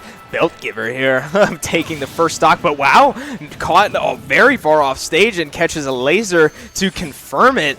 Stock count evens out, and we return back. Look, the platforms are gone. It's 2 stocks, Kevin. We're back to Smash 4 for the second time today. That's crazy, Chris. I mean, hey, even in this sort of game, you would expect that Kazuya is going to get a little bit of that combo game started, but is good that we see Sonic dash around, making sure that I am not going for any sort of crazy combo game when you are playing Kazuya and there are no platforms. You kidding me? So instead, Chiliad Emerald goes, finds one opportunity, gets the up special to connect, looks for another one to call out the down air, but it won't be enough. Instead, calls out the spin dash, as I think even Belt Giver was not ready for that. Yeah, excuse me. I did not see that one coming, and I think you're right. I don't think Belt Giver did either, but Neutral B sends Sonic far off stage, but still able to get back. This character's so mobile, one of, if not the best character in the game currently. Forward smash, oh man. Chiliad Emerald able to drift just barely out of that one. Rage Drive back online. Great tech, stays alive. Chiliad Emerald will lose the Rage Drive, but hold on to their stock, but not for long. A great forward air off the platform there. Belt Giver staying in this one, keeping it competitive. I mean, look at that coverage, Chris. We saw Sonic go down, try to cover with back air, try to double jump cover with back air, use the spring, and get Chiliad Emerald to use that laser. I mean, that was beautiful, like, play all around. Yeah, great stuff so far out of Belt Giver. Chiliad Emerald doing a great job as well, finding their moments, and that is ultimately what Kazuya is. You said it earlier, all gas, no brakes, and in exchange for a high advantage state. A great air dodge there, able to make it back to the ledge. Belt Giver just missing the off stage. Grabbed, can't quite confirm it, into the electric, and wow, a back air just finds the stock. Impressive stuff. No, that was really nice, because I don't see that confirmed nearly as much, like, going forward. It's like, it feels like it's so difficult to, like, find those moments of, like, spin dash into the back air. I've seen it. It happens.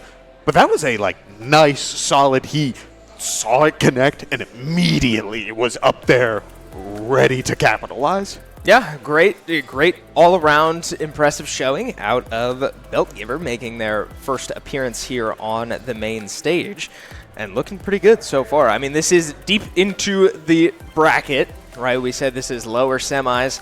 Winner goes to lower finals to play a Willy, awaiting them on the lower side of the bracket. Not something you see very often, especially around these parts, but Belt Giver looking to be the one to match Willy in those losers finals, but we'll see. I mean, still, again, plenty of Smash to be played. These are still best of fives, like I've been saying all night, and that will not change.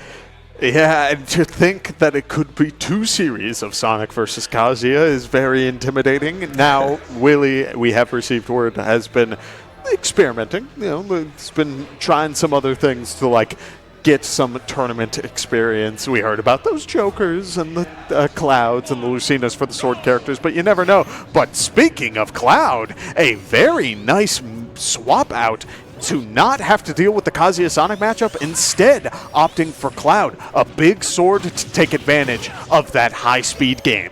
Yeah, all right. Big change of pace here for Chiliad Emerald as they look to keep up the pace with this Sonic. Belt Giver taking game 1 in a very strong fashion. Wow, forward air spikes, but cannot confirm it into the up smash. The limit break is online, and they throw it off stage. Can't quite confirm. Forward smash comes out, goes wide. So here comes that Sonic damage. Sour spot down air does not confirm just yet, but another fully charged limit break. And not enough. Sonic goes right through it, right under it, and is able to find a forward smash. Takes first stock, takes the lead.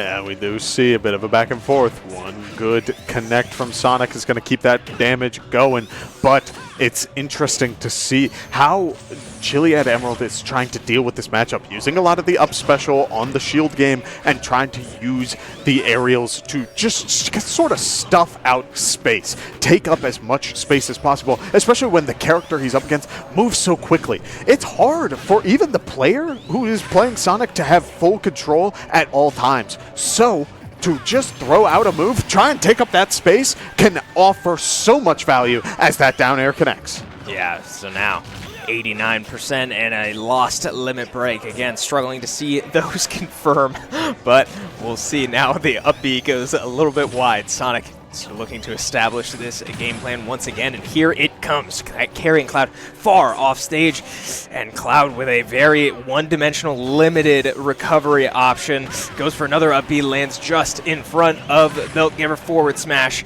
Going for more. Cloud will make it back to the ledge. Chiliad Emerald doing a great job of making it back from off stage, but not good enough to survive those forward smashes. We do see a nice call out, able to get a good advantage on that side special. We do see a couple more up Bs building that percent. Back air connects, trying to deal with the Sonic game. We'll get another up special to continue building it. It sends back off stage. I was expecting that to send on stage in that interaction, but we do see the recovery goes a little too low, and it is a 1-to-1 stock count.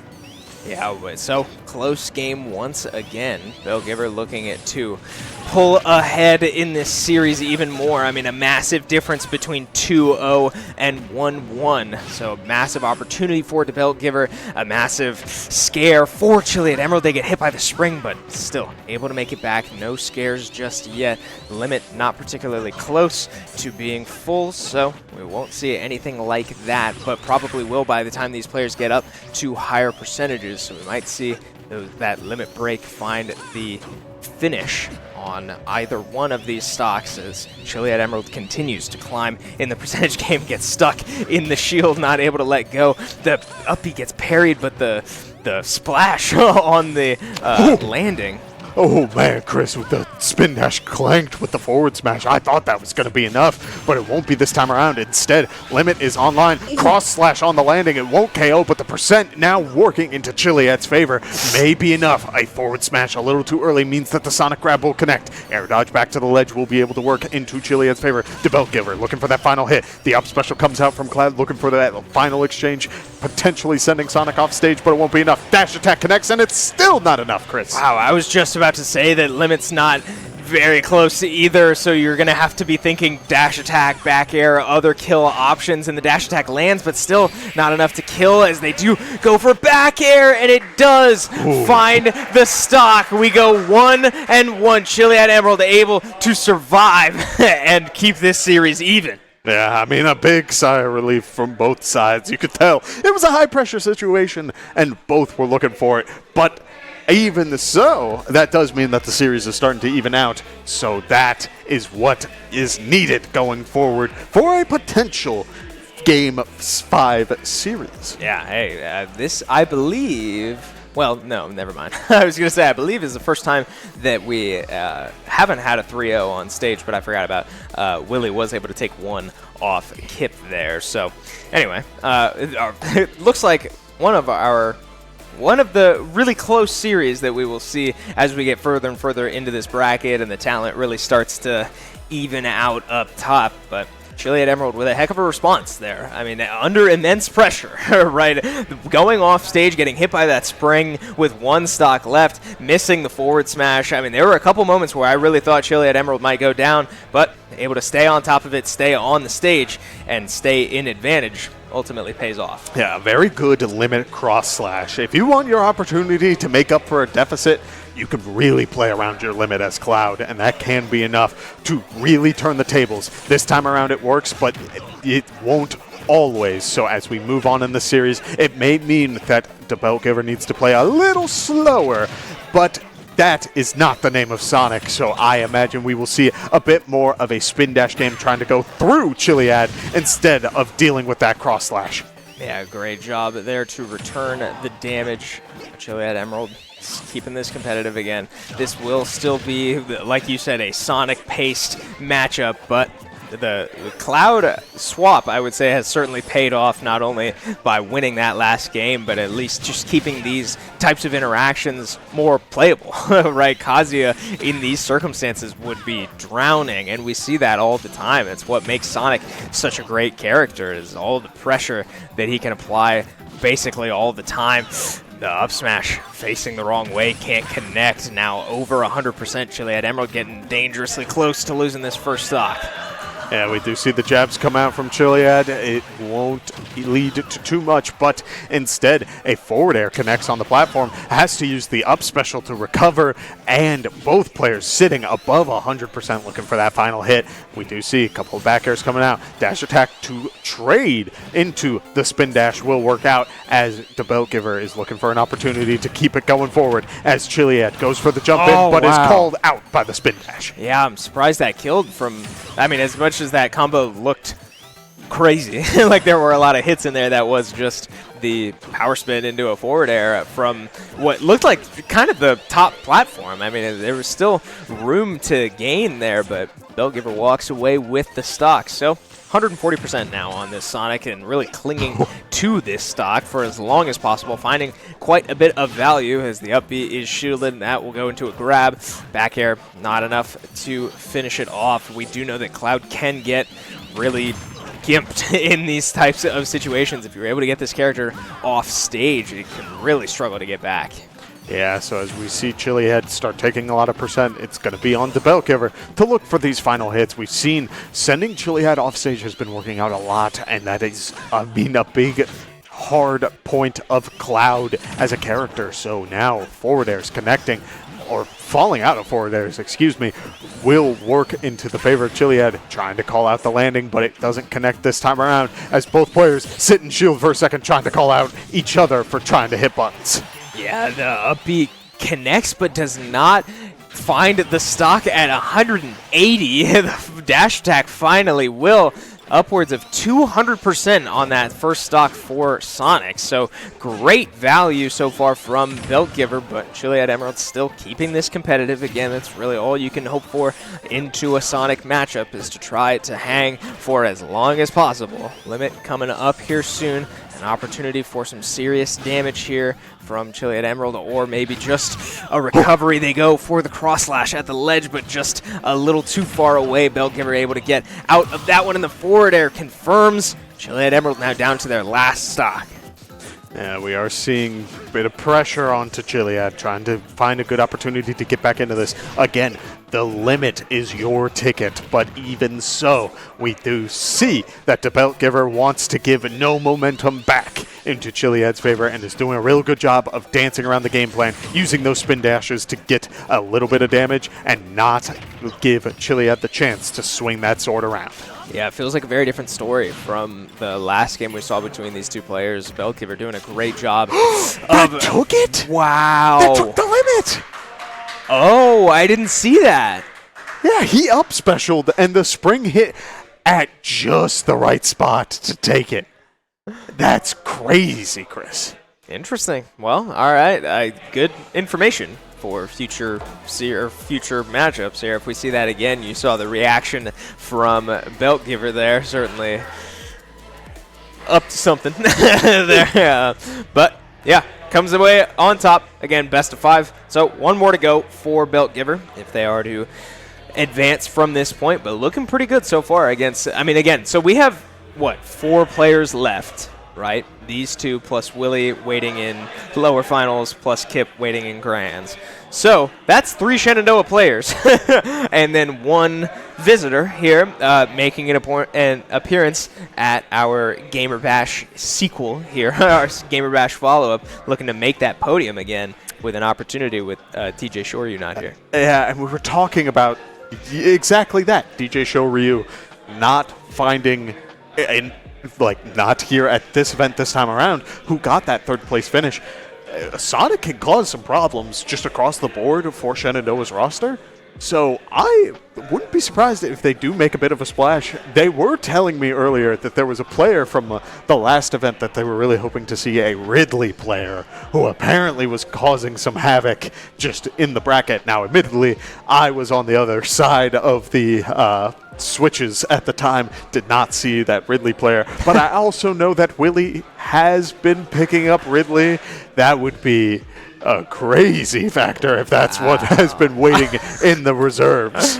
Who knows? I mean, I guess we'll see there. We'll see it when we get there, as Willie, again, is guaranteed to play the next series no matter the outcome of this one. So we load into what could be the final matchup of this series, and another swap here from Chiliad Emerald. Not liking the Cloud as much as maybe they thought in their first win, or their one win so far in the series. So opting to switch to the Incineroar that we saw earlier and build up that rage like we saw earlier as well.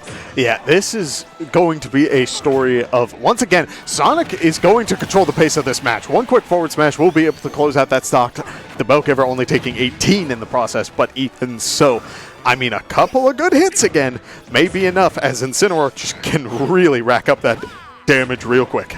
Yeah, Beltgiver really playing like he wants third, at least a podium finish, and looking pretty good along the way, as that is what's at stake, right? The loser of this series will finish in fourth. And another forward smash connects. It won't kill it to the blast zone, but it will make it so that Incineroar can't make it back. A tough recovery there. Beltgiver, again, great job so far. Look at that combo. Yeah, just keeping the pressure on Chiliad, going for a combo and not much more. No frame traps, no space traps, just trying to dance around those revenge setups and keep the game plan going. Back airs connecting, keeping Incineroar from going for anything too crazy. Spin dash beating out the Incineroar side B as Incineroar gets hit by a spring and has to go down. Yeah, big commit there from Chiliad Emerald. We saw them go for the counter, and I think that was it. I mean, I don't think Chiliad Emerald could have made it back from that point, so unfortunate finish there for Chiliad Emerald, but congratulations to Beltgiver, as we have our podiums set. It's just a matter of order from here, as the three players remaining are the Beltgiver, Willie, and Kip. Yeah, so the answer is the Beltgiver going into Willie, a top 4 player in the MVTA region. That title is intimidating, but even so, we've seen a lot of what Willie has to offer. We could see the sword fighter again, who knows, but Sonic is definitely the type of character that you should be giving respect to.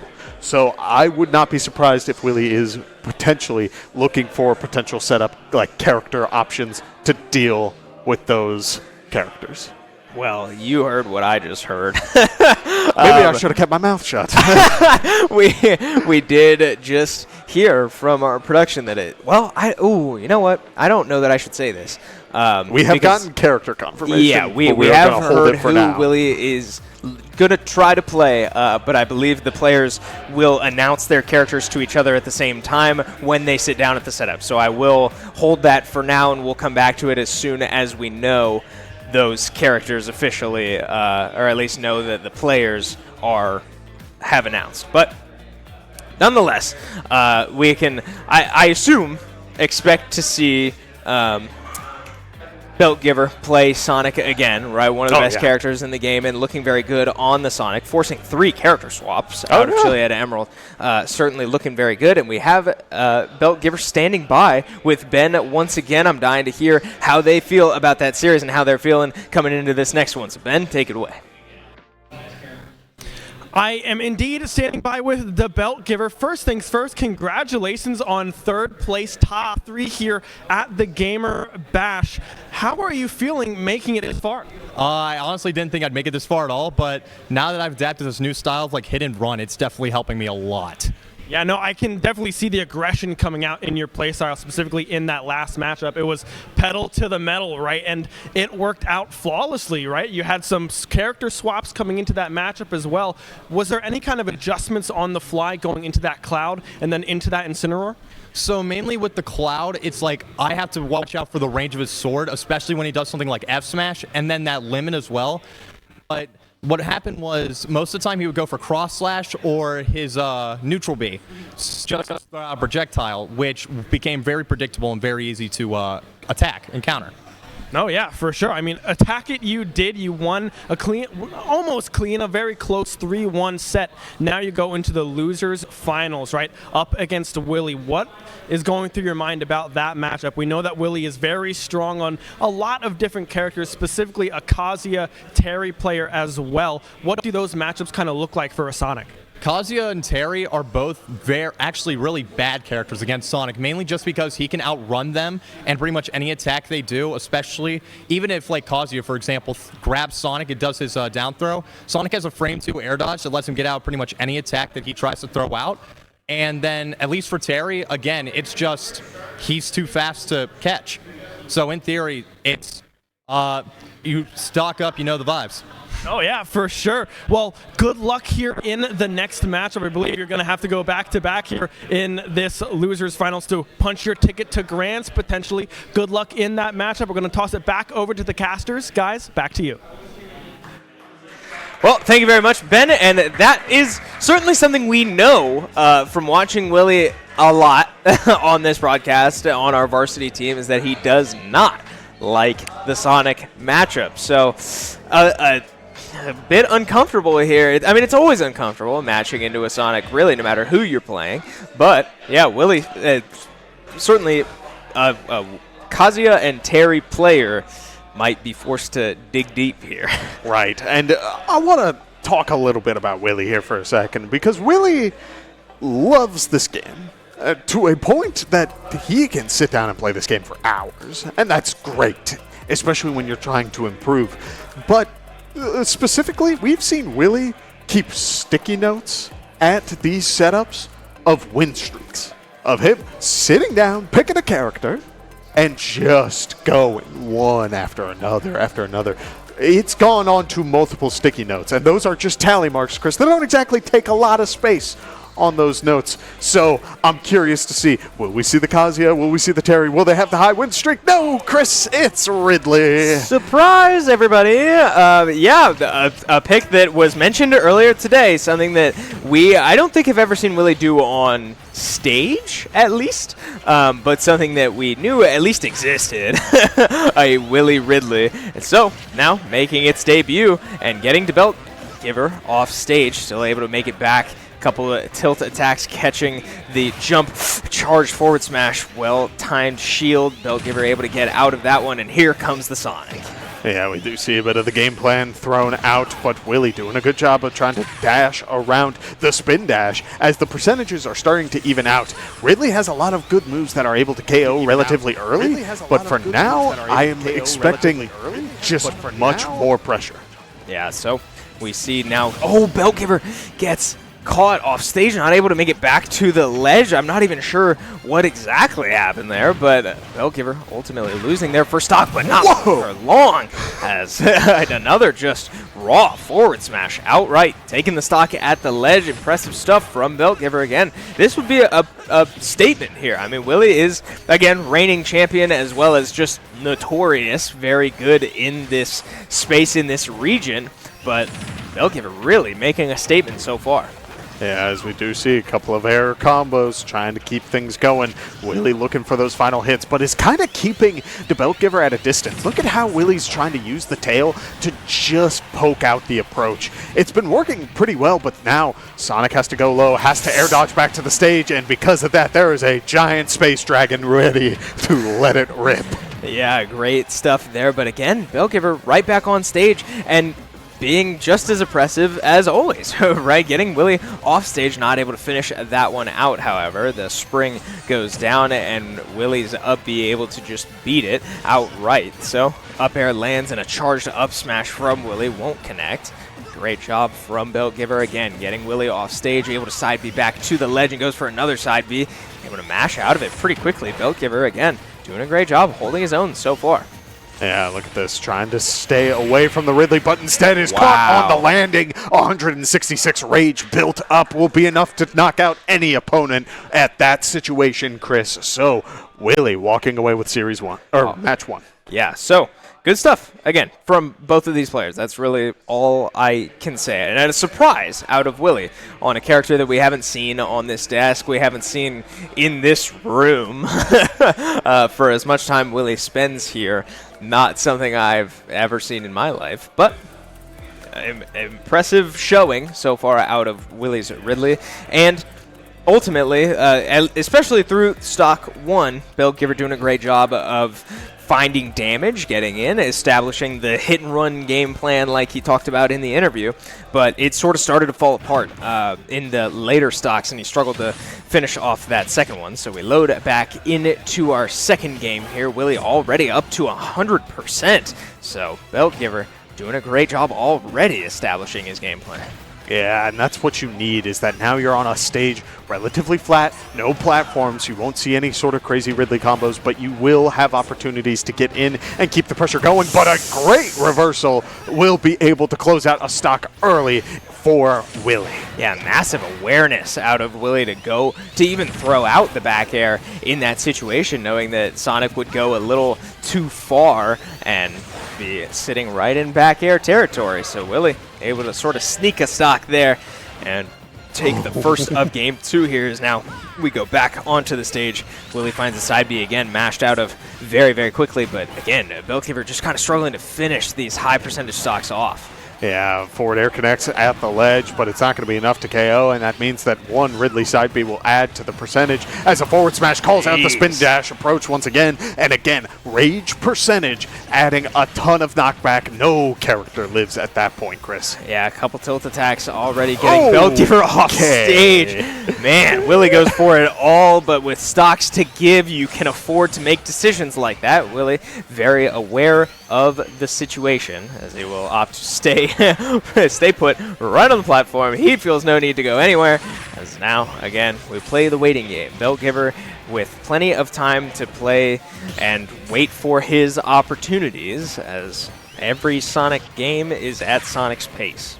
Right, and so as we see the spin dashes connect, again, Willie's using a lot of these moves as just sort of stuffing options, calling out approaches as the back airs connect in just the right spot. It's a lot, Chris. It's a lot to keep track of, but it keeps building up, and because of that, I mean, it's hard. It's hard to deal with these approaches. Yeah, it is. It's becoming pretty overwhelming, but now Beltgiver with their back against the wall, down 2-0. This is lower finals, right? Winner goes to grands. A lot on the line, and Willie now one game away from it. The Ridley looking like the right pick so far, but ultimately, it's not up to Beltgiver who Willie plays. So, gonna have to overcome this Ridley one way or another. And again, we're seeing flashes of greatness, right? We're seeing Beltgiver able to get in, find these good combos, the spin dash combos that Sonic's built around.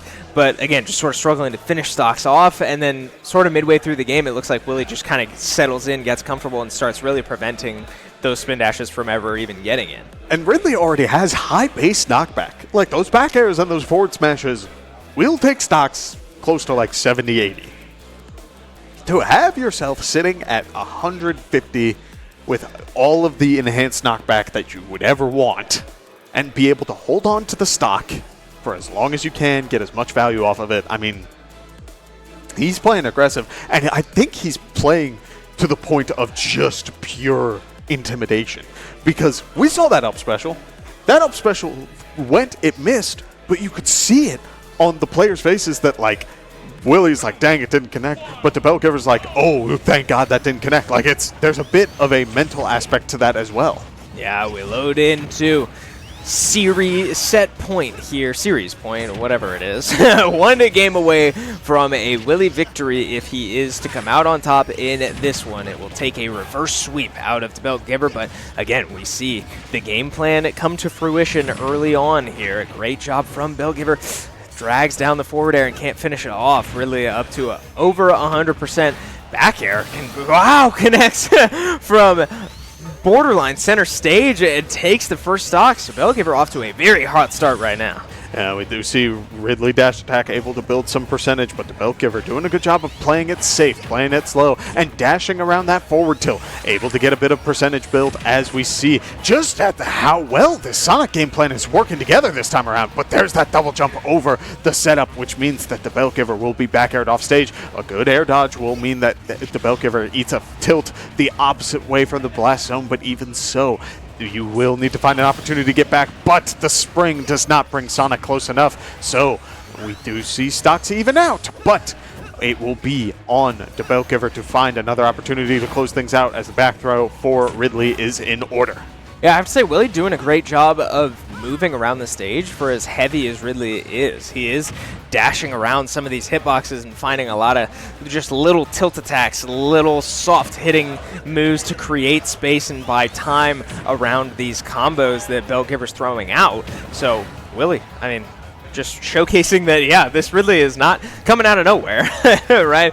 This is certainly something that he has practiced and has experience on, and although it doesn't come out very often, finding its value now, as now up to 145%, finds a grab, gets Bellgiver off stage. Forward air, not enough to find a stock there. Back air goes wide as well, so we make our way back to the platform and advantage Bellgiver. Look at this, Chris. Pace slowing down just a little bit as the tilt game comes through. Ridley sitting at 155. Forward tilt connects, is able to secure the stock real quick as we do see the Bellgiver has to go off stage. Gets hit by a nair, and Willie lands back on the stage. Goes for the down tilt, able to spot dodge the forward smash as the back air from the Bellgiver will connect, and the stock count is even out. It is possible for the Bellgiver to potentially keep this series alive, but there is a tall dragon ahead of you, and can you find these combos to get things going? We will see. 54% built up out the gate. Yeah, it certainly feels like this is one of the better performances we've seen out of Bellgiver, getting Willie down to his last stock and keeping this one really, really close. Oh, wow! The up air just finishes. Stun, shock, and awe on both of these players. That was jarring, but Willie goes up and takes the stock. He will walk away on top. I mean, that's crazy. No, I was not ready for that to KO, and I don't think anybody was. Obviously, following up to that blast zone and going for that up air is a very aggressive option, and you are trying to end the game right then and there. So, really good awareness to find that opportunity, but I'm sure that 90% of the player base, at least I think a majority of the people in this room, would not be ready for that situation. I'm tempted to turn around and ask Captain Igloo if he saw that one coming, because I take that man's word as gospel. But if we are polling the room, but we're not, so I'm not going to. All right, congratulations to Willie there. Great job on securing a 3-0 there, although it looked like a very strong performance out of Bellgiver, able to hang with one of the region's best and the current reigning champion, taking him to his last stock a couple times there and just looking good all around, but unfortunately does come up just short, so Bellgiver will bow out at third, and Willie advances to grand finals to meet his teammate once more in what I assume will not be a Mii Sword Fighter Ditto this time around. Probably not. But it could be. I mean, we could see behind us that the players are, trying to get ready for that interview, but I mean, maybe we can ask them. I mean, I don't know. I guess we'll see. But we do have, like you said, Willie standing by after a strong showing on a character we haven't seen before, able to get his value, find his win, and advance to grand finals to meet his teammate in the rematch. Ben, take it away. Thank you, Chris and Kevin. I am standing by with Willie, who has just punched their ticket to the grand finals of this Gamer Bash.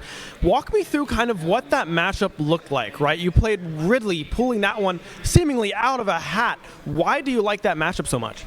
It's a very strange decision in my opinion, because Kazuya, the character I typically go for a lot of characters, really struggles into Sonic. He's a combination of his frame 2 air dodge, his ability to just stay away, and complete mindset and like ability to disengage with Kazuya makes it very difficult to get those openings that I'm typically able to on many other characters. And I think Terry is also volatile in that sense. So for matchups like that, where I feel both my characters struggle, I think a couple other examples might be like Diddy Kong, sometimes Min Min, but it's like for matchups like that, I feel like I need a different character that doesn't fit that same archetype. Because, you know, Kazuya, Terry, both fighting game characters, very focused on getting in your face. And if I can't do that, I feel like I need someone else for that. And for me, Ridley has sort of become that. He's like a character that is able to establish space without really doing much. He's able to do like the Nair, the F-tilt, keep you away. And I think at Sonic specifically, the ability to keep him away with that poke from afar is so powerful. And it really adds up that the intimidation allows me to get things like the early back airs, the F smashes, things that really Kazuya and Terry, I think, struggle a lot with. No, yeah. I mean, it did seem very beneficial for you in that sense with buying that space, like you say. What kind of went through your mind in that last very close game there against Bellgiver? Overall, it was the hard part of the matchup, I think, is trying to contest Sonic when he's not staying away, when he's not respecting my space, because that's how you beat Ridley. If you let him get the space he wants, he is very dominant, but if you sort of stop him from that, it's very difficult for him to find his way back in. So I think in terms of that, a lot of those situations, in terms of my mental state, has become, how do I get this hit? How do I get the next hit? How do I build up damage? And not really focusing on, I could die at this moment, or he could die at this moment, because that's the sort of thing that lets you get snowballed. So in that last moment, I saw him going for a spin dash above me out of the air, and I thought he doesn't have a jump here because Sonic can only get out of his side B spin dash if he jumps. It's not like the other one where he can like air dodge. It only has to be jump for that specific instance. So I thought he's above me. He can't do anything to avoid this. I'm going to up air. And in that moment, he was drifting towards me to try and hit me with the side B, but then he wasn't ready to DI the up air that sort of came out of nowhere, and it ended up causing that kill. I'm really surprised I didn't kill Spark, honestly. It seemed like it killed pretty definitively, but overall, it's just sort of that, how do I get this next hit that's really helping me in those situations? Yeah, no, for sure. Now, in this grand finals, right, we saw the Mii Sword Fighter earlier on against Kip.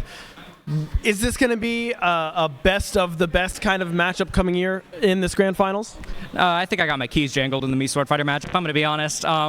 I kind of just want to give Kyle a good fight. I'll probably go my real characters, he'll probably go his, and hopefully we'll have a really good match for you guys. For sure, for sure. Well, congratulations on making it this far into the grand finals. We're going to toss it back to the casters, let you guys get warmed up on that stage, and we will be awaiting whoever wins first place. So I'll toss it back to the casters. Back to you.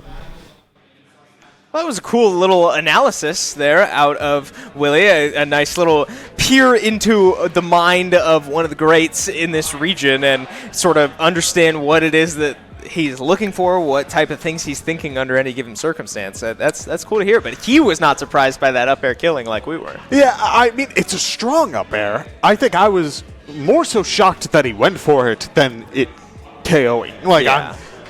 But also on top of that it didn't give the spark. It should have given the spark. That move hits like a semi. Like, that thing is hard hitting, yeah. full momentum.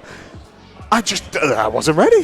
Yeah, fair enough. Well, so as we prepare for our grand finals matchup here, I was talking to Kip during that interview as well, and I believe you heard from Willie. It sounds like we are going to go back to mains and give this grand finals the honor it deserves. Now, my understanding as well is that we do have a bracket reset as well. So with Kip coming from winner's side and Willie coming from the lower side, that would mean that Willie would need to win 2 best-of-5s in order to come out on top here today. Yes, and while that interview was happening, we did get word from the resident pack. Kip did make a comment saying that he doesn't expect the Sword Fighter either, which means that we're probably seeing Pac-Man versus either Terry or Kazuya, and if that is the case, we will get to see some really good Smash, because it is a lot of knowledge-based decision-making between these two players because they've played against each other so much. Absolutely. And now something that surprises me, as we see ahead of you guys at home, we see that, yes, Pac-Man will be coming out for Kip, and Terry is the pick for Willie.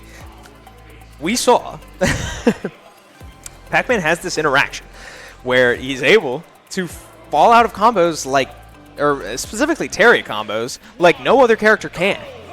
And it caught us off guard the first time we saw it, and Kip has been able to do it relatively consistently, excuse me, and Willie knows that. So ultimately, picking around it anyway, picking, you know, in spite of that, that's the word I'm looking for. But we load into our first game here of Grand Finals. Terry, the pick for Willie, Pac-Man, the obvious pick for Kip. He's gone, Chris. Wow. Yeah, a couple of nairs into the burn knuckle will be enough to escort Kip into the blast zone and get a solid stock lead to start things off. Yeah, and you saw from the player games there, too, a little frustration from Kip. I'm sure that's not how he would have liked to start this one off, but he is able to find some percentage in return to start this first stock off for Willie. Now up to 83%, and the Nair gets parried.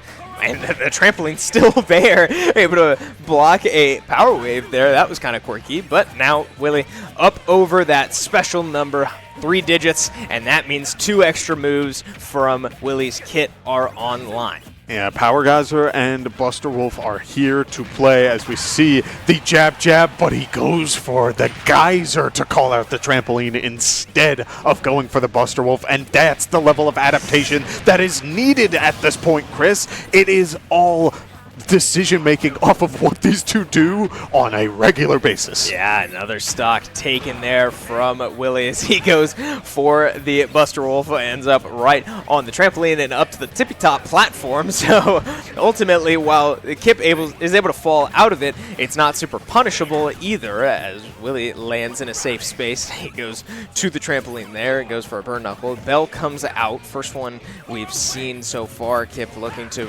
finally put this first stock away, but one of our lessons from this semester is that Pac-Man really can struggle to secure stocks. Willie with a big call out there. Kip not falling for it this time. 175% now on Terry. Dangerously close to losing that first stock. Power Geyser hits the shield of Kip, and a Hydrant hits Terry. So we go opposite directions. The Buster Wolf catches Kip on the other side of his Hydrant. And now Kip up to almost 100% on his last stock without taking one yet. Yeah, I think this is built off of what we saw from Willie earlier. Willie held on to stocks for an incredibly long time, even on Ridley, even on the Sword Fighters. We saw that Willie's ability to hold on right now is intense, but the fire hydrant goes down at just the right spot where the trampoline is, and it knocks away a lot of the value. Kip has to go back and loses the stock because of it. Yeah, I mean, I hate to call that luck. I hate to call anything luck, but ultimately the hydrant a little lucky landing exactly where it needed to be. A great job there by Willie. I guess we'll call it intentional. Great placement by Willie, yes, to place the hydrant right on top of the trampoline and give Kip 0 recovery options. Yeah, ultimately a strong start from Willie, losing his first stock in kind of garbage time, almost. I mean, really getting Kip all the way up to 100% on his last stock before losing Willie's first is a statement to start this series off. On top of that, it feels like Willie is just he wants this. Like, it's a lot of hard call-outs. We saw he went for a Nair, like 2 Nair combo into a power dunk. If he was not at that high of a percent where the rage was building up like that, he would have gone for the power dunk and was able to spike. Like, that would have been spike box. That would have been disastrous. That means we would have seen it 3 times in the last, at least I would have seen it 3 times in the last 3 days. And that's, like, that doesn't happen. That's wild. It is wild, and the fact that we came that close to seeing it again is certainly a testament to the caliber of these players, but they are both extremely good. I mean, we talked a lot about Willie coming into today. All throughout the show, we've talked about Willie being, you know, the reigning champ, ranked in the region. Certainly a name that everybody here knows. But Kip is no exception. Like, right up there with him. They met in Grands, the last Gamer Bash as well. Willie coming out on top in that one. But yeah. Stars and Spikes. I mean, there are so many these players have tournaments history. that these two run into each other, butt heads, and find matches off of each other all the time. Clearly, I want to go back and acknowledge the down tilt jab Power Geyser. That is not true, but that speaks to the level of just knowledge check, like to know what your opponent is thinking, what they want to do at any given point, because whenever that normally happens, Kip uses the trampoline, bounces out of the way, Terry flies into the trampoline, and bounces up with Pac-Man, and Pac-Man's usually able to get away scot-free. But this time around, Willie calls it out. Trampoline doesn't send very high on the first use, so instead there is a giant geyser flowing up towards this Pac-Man. I mean, that was crazy. You know what else? I've found more answers to Pac-Man recovery in the last 2.5 weeks than I think I have ever seen before in the entire semester, in the last couple of years. That last recovery felt a little fluky, but I'm trying to think of how. So he died from the power geyser. Yes. He went down to, what was the second stock? It was the burn knuckle. He got the burn knuckle was the first one. Yeah. Okay. So yeah, we didn't really see Pac-Man's recovery get halted other than by the hydrant. But you're right. I mean, we've now seen 3 unique ways of preventing Pac-Man's borderline perfect recovery, or cover all of those options that we haven't seen before. Now, is that hydrant replicatable? I don't know. The big thing is that if you could do it once, you may be able to do it again. With hydrant specifically, the knockback, the angles it's sent at are unique to every move. Like, they might send generally in the same spot, but you can, every single time I knock out the fire hydrant with my forward air, with my forward tilt, with my burn knuckle, whatever it is, it will fly the exact same way. Yeah, and the thing that scares me, though, is it was placed on the stage closer to, like, center stage as well. Like, it bounced a couple times before going down. So, I don't know. Like, that seems hard to me to be able to repeat. But who's to say it can't happen again? And you're right. The fact that it happened once, by definition, means that it can happen again. So, we'll see if Willie is able to find another one of those, if he will even need to find another one of those. Keep an eye out for it, but now we know. Now Kip knows, and we move on. We load into our second game here after a slight delay, and now Willie still on the Terry pick, not opting to change, and I don't expect him to really at any point in this series, as now both players at closer percentages than we saw last time, right? We really saw Willie pull ahead early and run away, and never really look back, but now Kip doing a great job holding his own. Here comes a Galaga combo, and that will instantly put Willie at a higher percent than Kip. So a surprise there. Wow, what? Just a couple of trampoline interactions, Chris, going back and forth. Kip able to find a way back on the stage. Willie looking for those patented spikes at the ledge, but even so, look at this. Willie throwing out the power geysers, the bell online, tossed, but both players using their go-to options to close out the stocks, and it doesn't work out. Instead, Willie sitting in shield will be able to up smash on reaction for that potential follow-up as the bell connects into a footstool. Does Willie go for anything crazy? No, instead will go for the neutral get-up and will be able to get away. Oh, man. Kip able to almost reverse that one. Willie able to bounce off the platform and make his way back. Oh, Chris, he's gone. The power dunk goes off stage and takes another stock. Again, you see the cameras, the frustration starting to come through for Kip as now he finds himself down 2 stocks again against Willie's Terry. Here does scoop with that up smash, and it will confirm Willie at a very high percentage. So Kip finds his first and now has a lot of room left a lot of distance still to go.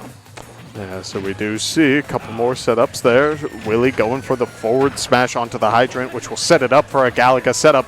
Goes for a rising tackle. We did not look intentional, which means that Kip will go for a little bit of extra percentage as well. Down tilt start connecting. Kip has to go to the ledge. Will get hit by the nair. Goes for the double jump, but is spiked by a Terry Bogard catching up right then and there. All right, well, momentum is certainly leaning Willie's way right now. He's taken full control of this series, now up 2-0. Again, bracket reset still in play, so Kip not out of it yet.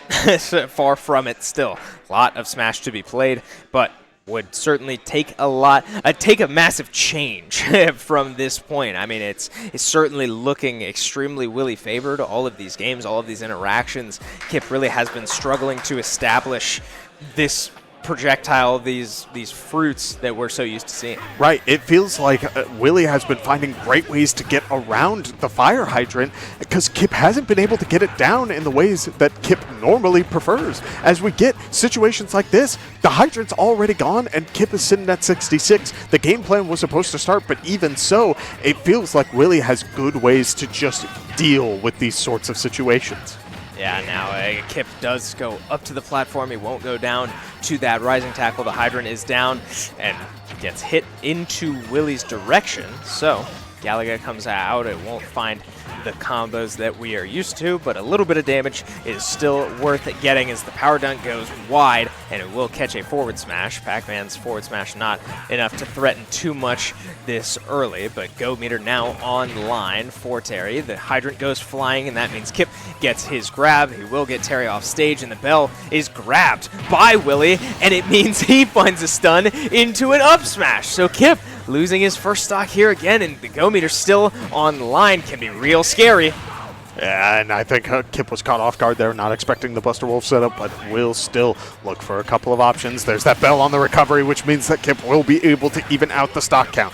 Fruit is being charged as Willie goes for an air into the spike. Pac-Man does make this back, but he needs to find an opportunity to get his recovery going. As we see, Power Pellet eaten, will be able to get back onto the stage and get a good combo going.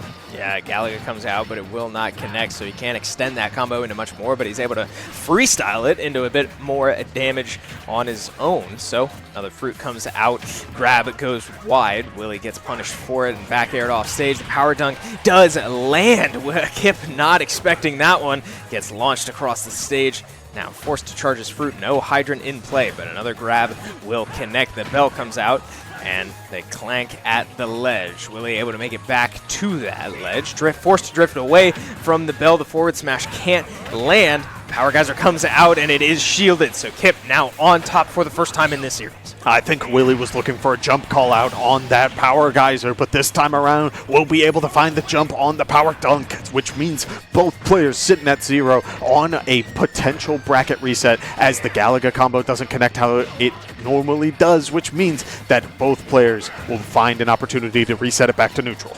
Yeah, the Burning Knuckle goes through Kip's shield, puts him in a safe spot, so Kip unable to capitalize on that one. The hydrant lands on the platforms. Now Kip forced to play a bit compromised here. He does still charge his fruit, and the Galaga comes out. It will still land at max distance. Willie getting caught off guard by that one. Key comes out, and it just clanks. Did I see that right? Yeah, I think Willie was caught clanking with both the hydrant and the key, or excuse me, the key and the hydrant was sent flying the other way, which means that it just worked out for Willie that time around. That's not the kind of play that you necessarily can expect every time, but when it does work, it works pretty nice. Bell does connect in exchange for a little bit of damage both sides.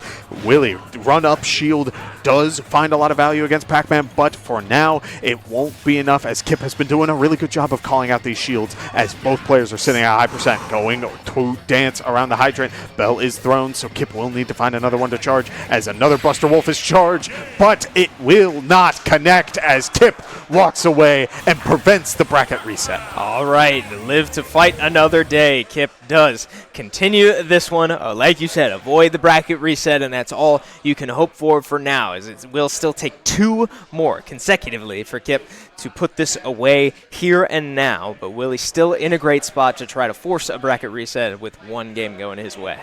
Yeah, so at this point, there's a lot of things that you're looking for.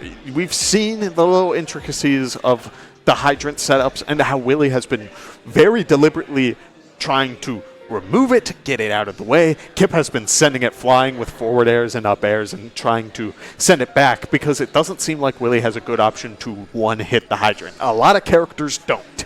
So for that, it means that Kip has the opportunity to react, to try to get more online. But even then, we're seeing those little intricacies again and again.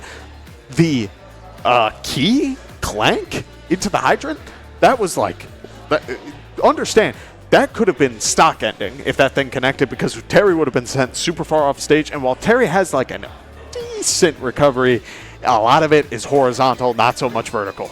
Whoa, okay. Okay. Oh, Chris, it's Kazuya Mishima. It's only been 10 seconds and there's already been a spike.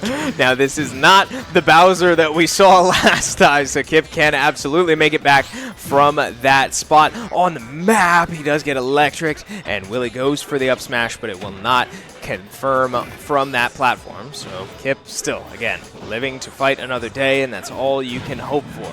Kazuya goes through the trampoline, and now forward smash, sour spot, lingering hitbox connects. And we do see Bell is thrown. Willie now feeling the pressure to find a way in, as Kip is willing to play this song and dance and sit with the Bell, but the side special does connect and is able to get a stock lead for Kip, as it was a great setup into the side special. Yeah, Kip with an advantage. Once again, not something we've seen in this series until last game, and that was the one that Kip was able to come out on top. So a strong start from the Pac-Man. The Hydrant gets blasted right over his head, but Willie, again, just looking for one window, because that's what this character needs, right? It may look like we don't see much out of Kazuya for a while, but the moment we do, it can be game-changing. Chris, I don't know how Kazuya is supposed to get over that trampoline. His jump is so small, he can't dance around it. And so Kip, willing to set that up instead of a Hydrant, gets a ton of value off of it, as Kazuya, with one back tilt, is able to send that thing flying. Yeah, goes for a laser to try to finish that one off, but it won't connect. Kip able to reverse that one a little bit. Now Kazuya off stage. Oh, but he hits Kip into the stage, can't tech it, and now we even the stock count at 2. High percentage on Willie, though. He catches the Bell outright, and the Rage Drive's online. That could have been disastrous. The stun will send Kip up to the ledge. Willie forced to air dodge to the ledge, or the platform the first time, excuse me. The Rage Drive still online, not hit out of him yet, 118%. Eats the Hydrant, still has it though, lasting a very long time. And we do see Hydrant connect, able to armor through it, goes for the Rage Drive. It won't KO with the good DI, as an apple appears from the blast zone, trying to potentially sneak attack Willie, but it won't connect this time around. Yeah, so now 160% now on Willie. He gets bailed out by the platform, but not for long. He does catch a Bell and lose that stock. So Kip, again, with an stock advantage here.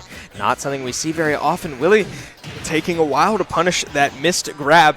The laser comes out, does not connect. Now Kip stuck under the stage. Oh. What? He makes it back. Wow, all right, excuse me. That was a crazy sort of setup there for that to work out. We do see Kip able to find a forward air, keep the damage rolling, as Kip sitting at 136, trying to find these couple of hits. A couple of up airs will be able to keep things going, as Willie does find the opportunity for the up special to close out the stocks. It is one stock to one stock once again, as Kip takes a moment to breathe. Yeah, again, Willie one game away from a bracket reset. Chris. Here comes a Kazuya No combo. way. I mean, he might just be dead. No the up way. B It's not lanes. enough. Pac-Man does survive that, but not before taking 124%. He won't go down to that one. Another laser comes out, and it will not land. Kip still looking back to make it back to the stage. The up B catches the roll, and Kip does lose the stock. So we go to a bracket reset. What a stock out of Willie. Yeah, that was pure just momentum. Kip taking the moment to breathe, trying to reset all momentum. But when you sit on the platform like that, it truly just, it reduces your invincibility. You have like 5-6 seconds of invincibility coming off of that platform if you drop right away. But this time around, it was maybe like a second, maybe 2. So Willie, out the gate, just says, you're not going to be ready for this. Full combo, full string, caught in just the right spot so Kip can't go for the platform, and it works out exceptionally well for Willie. Yeah, and great DI too, to survive not only the first up B, but then I believe it was a back air that kill sparked was it forward air? Forward air that it kill sparked the second time, but then ultimately the second up B enough to get it done. So we go to a bracket reset, a clean slate for both of these players. Now No gimmicks, 0-0, no bracket reset. This is the bracket reset. This is just a best of 5 to determine the winner of our second Gamer Bash. Yeah, Mr. Bogart has made an appearance once again. Willie feeling like he may have an opportunity to equalize things, as Kazuya looked good, but I would argue that Terry did have a lot more going for him in those first couple of matches. So, already building up a ton of percent onto Kip as the auto turnaround goes for the jab up B. It won't KO, but the crack shoot in the heavens will.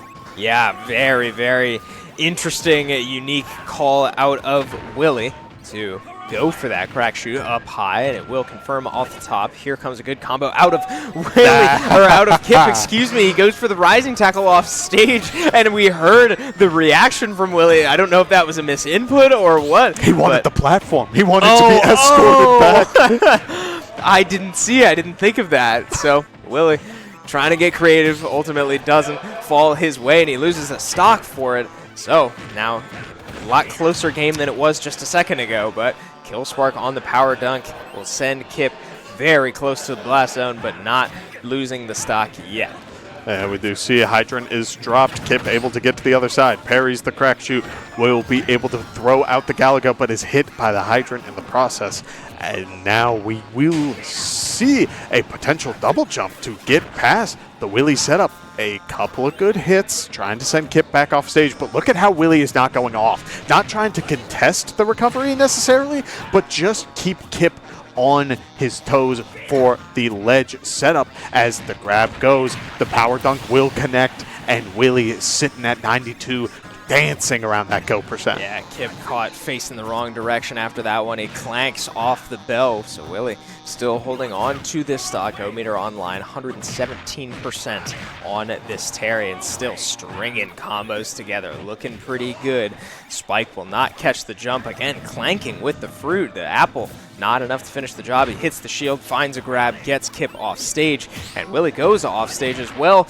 Rising tackle goes up high, but not enough to finish it off. The apple goes wide as well. Kip looking to get back to the ledge, and he gets caught in the jab power dunk, and he will go down. Willie takes game 1 once again in this bracket reset. Yeah, and it was just looking really smooth. It feels like it's so difficult to get your game plan going against Terry. That crack shoot just takes up so much space. It's dancing around that fire hydrant, as well as these nair combos are just offering so much value that it feels like it's difficult for Kip to find a moment to get a solid Galaga combo rolling. It's difficult, but it's doable. It's just a couple of small changes. Yeah, so with Willie taking game 1, again, deja vu to before this bracket reset, but a lot closer than last time, right? We saw Willie's first 2 wins in the last series were overwhelming and kind of came out of nowhere. I mean, Kip down 3-1 stocks at one point in both of those first 2 games, so not able to say that this time around. A lot better showing so far out of Kip, but still coming up just short in game 1, looking to change that narrative now. Yeah, but there's the bell. It is stolen from Kip and is going to be thrown back in his face. He's able to survive the forward smash as Willie takes a couple of steps back to try and bait out a roll, but instead we'll find the jab power dunk to send Kip flying back off stage. Kip throwing the orange. Looked like Willie was trying to go for the regrab, but instead we'll find another opportunity for the jab up B to close out the stock.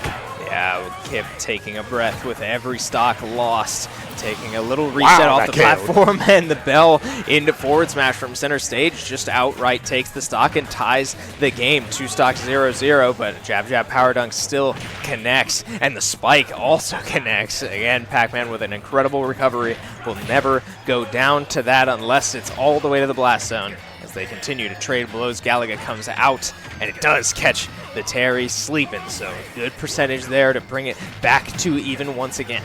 When we saw that crack shoot there, but Kip was a little bit earlier on sending the hydrant flying towards Willie, which means that it worked out in his favor. Kip saying, I do not want to deal with that. Instead, we'll try to dance around it, but the bell hits in just the right spot, and the auto turnaround working against Willie, but still hitting in the right spot.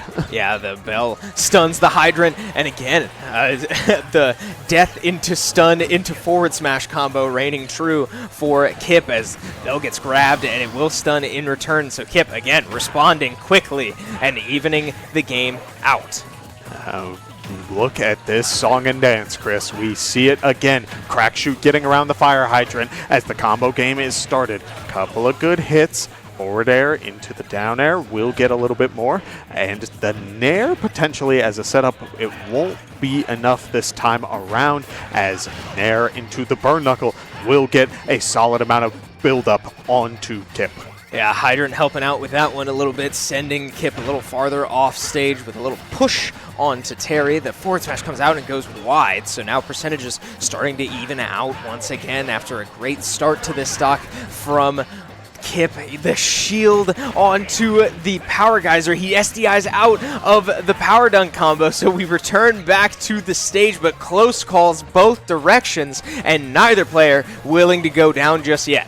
Yeah, and we are sitting at go, and it's clear that Kip is trying to play around a surprise Buster Wolf from Willie, but Willie trying to use the power waves to prevent Kip from charging anything. The dash attack connects, but Kip has really good DI to hold on as that dash attack KOs at crazy points. We do see a spike down air to prevent the jump get up, but a very quick landing from Willie means that he will be able to get in for the roll-in and get a jab into the rising tackle. Yeah, it looks like Kip's really struggling to find the answer to these ledge interactions. He can't get around the auto turnaround. He gets caught jumping with the spike. It just feels like Willie kind of has Kip's number right now and has a lot of momentum to boot. So now we find ourselves, once again, similar situation. Kip down 2 games in a best of 5. Back against the wall in grand finals. Willie looking to repeat with one more win right here.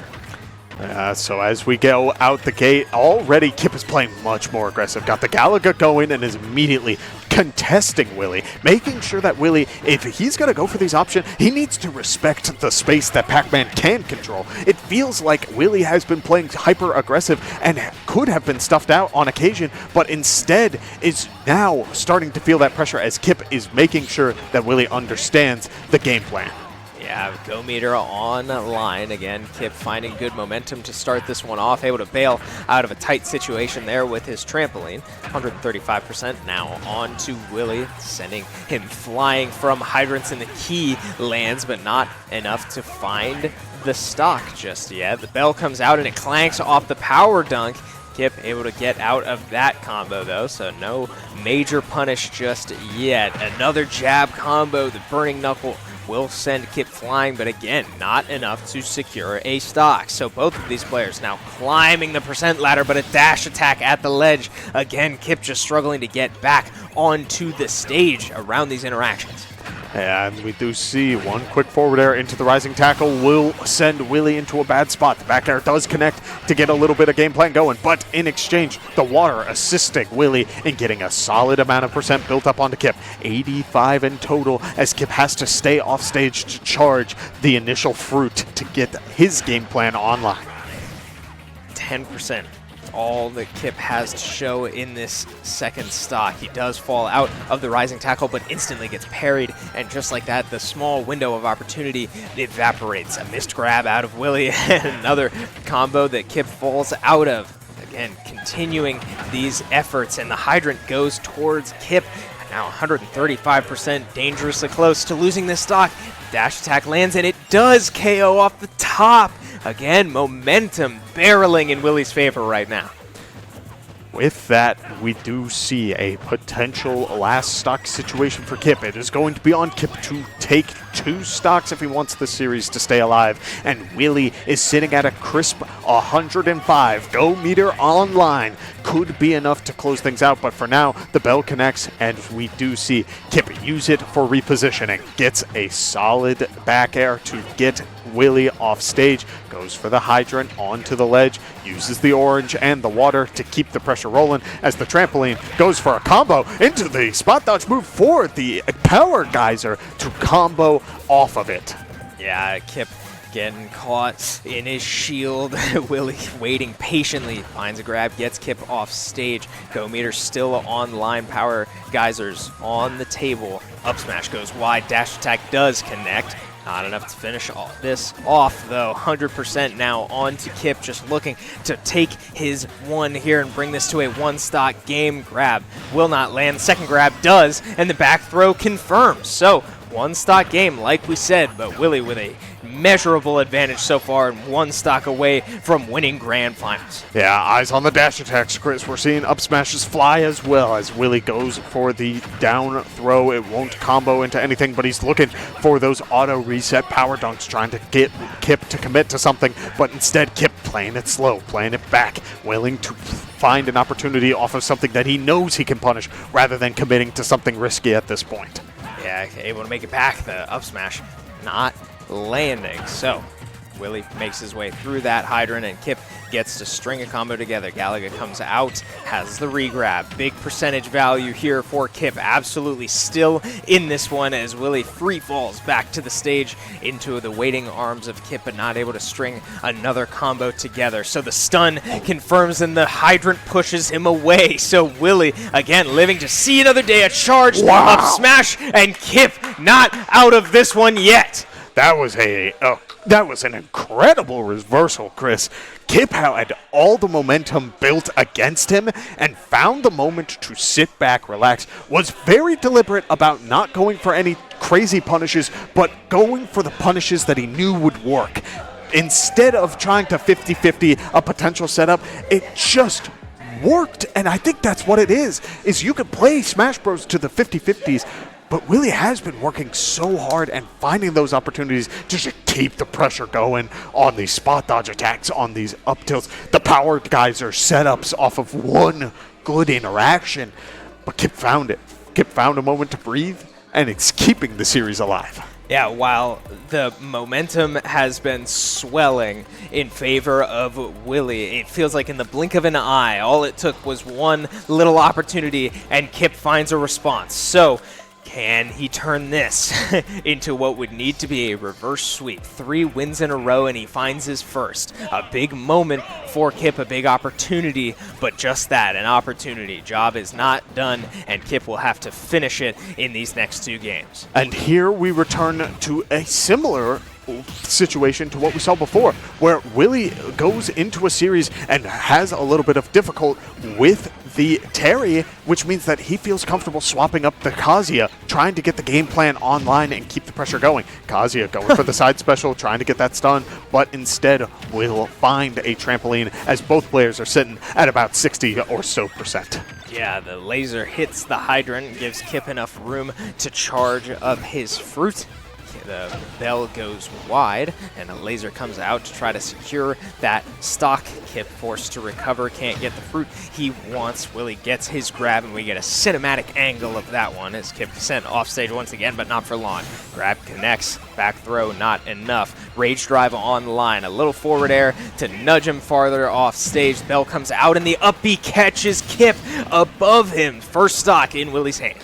Yeah, we're on a pretty flat stage, Chris. The bell does connect, which means that the Rage Drive is offline as both players reset back to 0.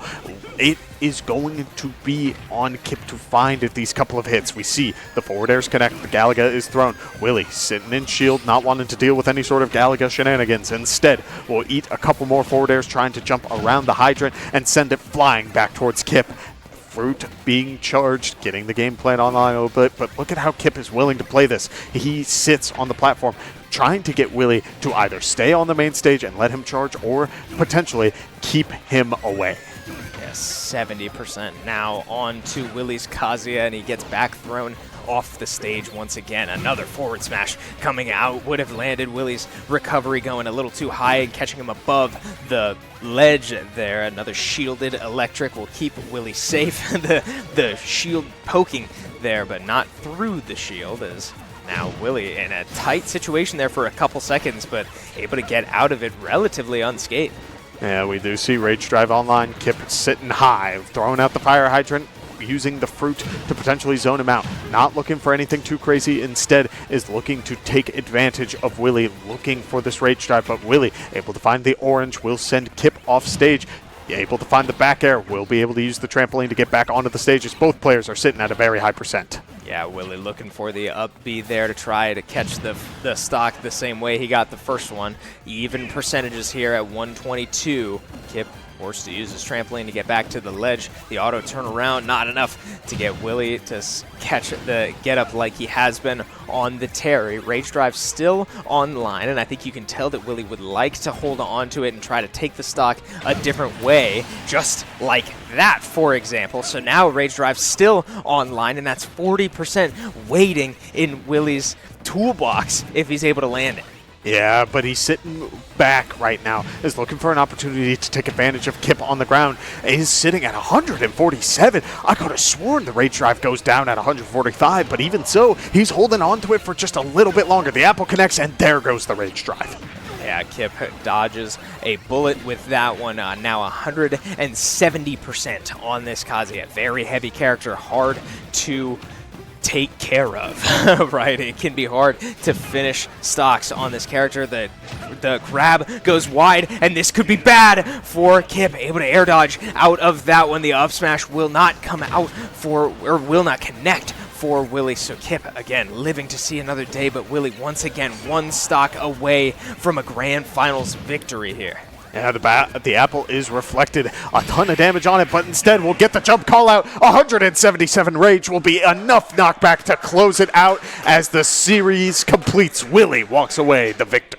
Well, there you have it on your screen. Willie, the Kazuya and Terry and me, Sword Fighter, and Ridley, and whoever else he may have played off screen will be your Gamer Bash winner once again, defending his title. Kip coming in second, falling just short. A tragic break for the Pac-Man, but he will have plenty more opportunities to make up for it.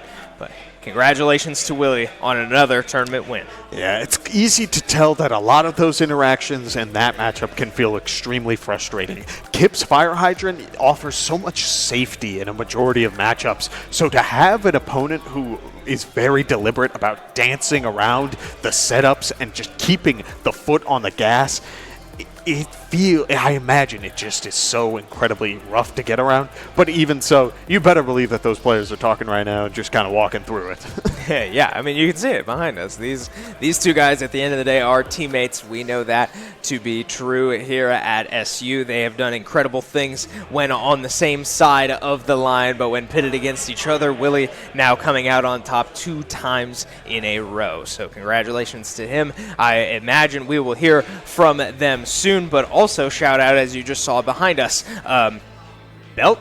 Was it Belt Giver? Yes. Yeah, Belt Giver. The Belt Giver. The Belt Giver. Coming in third place as well, so we do have a new podium from last time. Like we mentioned, DJ Shoryu not here to defend his third place finish, so while 1 and 2 remain the same, Belt Giver making an appearance here to mix things up.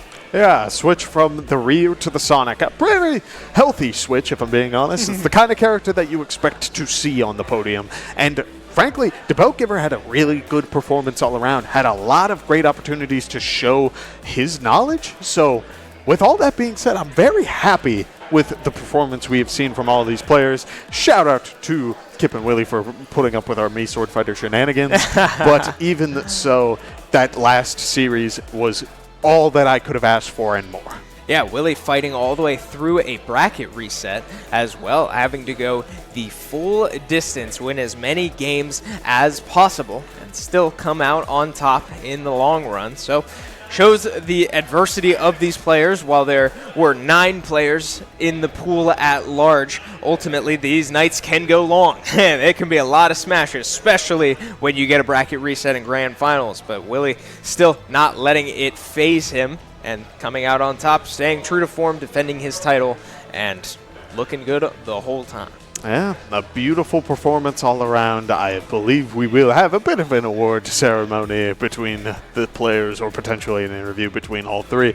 And I look forward to that because I'm curious what the little factors of it all, like what's running through your head. There is one more event for this semester for this Clarke County Gamer Bash, which, I mean, hey, could be another opportunity to really mix things up. We'll see. Yeah, I mean, I'm sure as many of these players will return, hopefully, as possible. We certainly hope that everybody here is able to make it out to all future events, as well as everybody who was able to make it to the first one will continue to support this line of events. But Yeah, sounds like we have some players standing by to take it away. We've got Ben ready to wrap this thing up for us. Ben, take it away. Thank you so much, Chris and Kevin. I am standing by with our third place winner here, the Belt Giver. Congratulations on the third place win. I have your reward right here. Let me get it on out. Boom. Thank you. There you go. You got some McDonald's gift cards for yourself. Is there anything that you would like to say? I got cooked, but hey, had a good time. That's what matters, right? That is indeed what matters. Congratulations on third place. Round of applause for third place, everybody. Alrighty, second place, get on over here. Make your way down the red carpet. Kyle, congratulations on second place. Very, very tough grand finals matchup that we just watched, but I have your reward right here as well. Thank you. Boom, you're very welcome. You got some McDonald's coupons and some paintball coupons. So if you want to go paintballing, you can do that too. Anything that you would like to say? So say thank you for hosting. Thank you, Clarke County, and thank you, David, for bringing this event to us. For sure, for sure. All righty. Thank you, Kyle. Round of applause for second place, everybody. Willie, go on over here. First place winner. You got some goodies to receive, right? You got some an Alamo Fun Pass, which is 4 movie tickets and 2 popcorns, plus 2 paintball coupons. So you can go paintballing as well with the Smash team possibly here at SU. So here you are. Ugh. There you are. Thank you. Congratulations on the win. Walk me through kind of what that grand finals looked like. I know you and Kyle play all the time. What was it like going head to head yet again with your mains? It's always a very unique experience whenever I play against Kyle because he and I specifically, our characters are so strangely even in some instances where it feels like the only way for us to win is to know more what the opponent is doing. And in this instance, it felt so obvious. Every single game Kyle won, he had figured out something new that I wasn't ready for. And every game I won, I had to think of something new. Like even that last interaction, it felt like it wasn't something that I'd gone for all set or all 2 sets. And it just sort of, I'm always grateful to have the opportunity to play against players that force me to think like that. And it's always a wonderful time.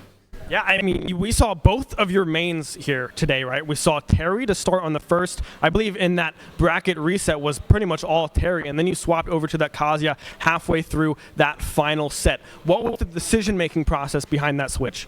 So I think, again, a lot of the instance of me having to think of new things that he isn't ready for really comes into play after game 3. If I'm up 2-0 and I lose a game there, because that sort of indicated to me he started to catch on to some of these things. And information overload really, really helps against my characters because they have so much.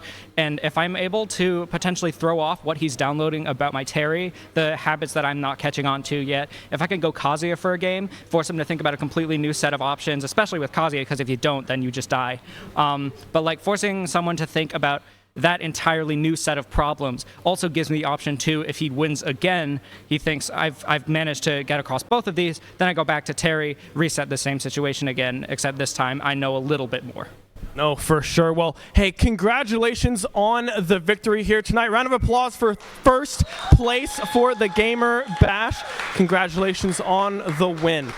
All right. You are free to go, my friend. Do whatever you so please with your tickets. Maybe go see Minecraft again. Who knows? Could go see Minecraft again. Alrighty. Thank you as well for everyone that came out to support our players here tonight. A huge shout out to some of our sponsors, which I'm going to read off for you guys. We got GUI, Alamo, Draft House Cinema, Narangus Management Corporation, The Cousins Adventure Parks, Skank Foods, and H&N Funkhauser and Co. Thank you so much for the sponsorship. Thank you so much to the partnership with the Clarke County Parks and Recreation. It has been an absolute blast. We will be having another competition as well in a little under a month, like a couple days under a month. May 10th will be yet again another competition for Smash Bros. So if you want to participate, please show up. We would love to have you guys on board and competing for these prizes. As always, thank you so much from the Shenandoah squad, the broadcast. Thank you for all of your support as well, and we will see you guys next time.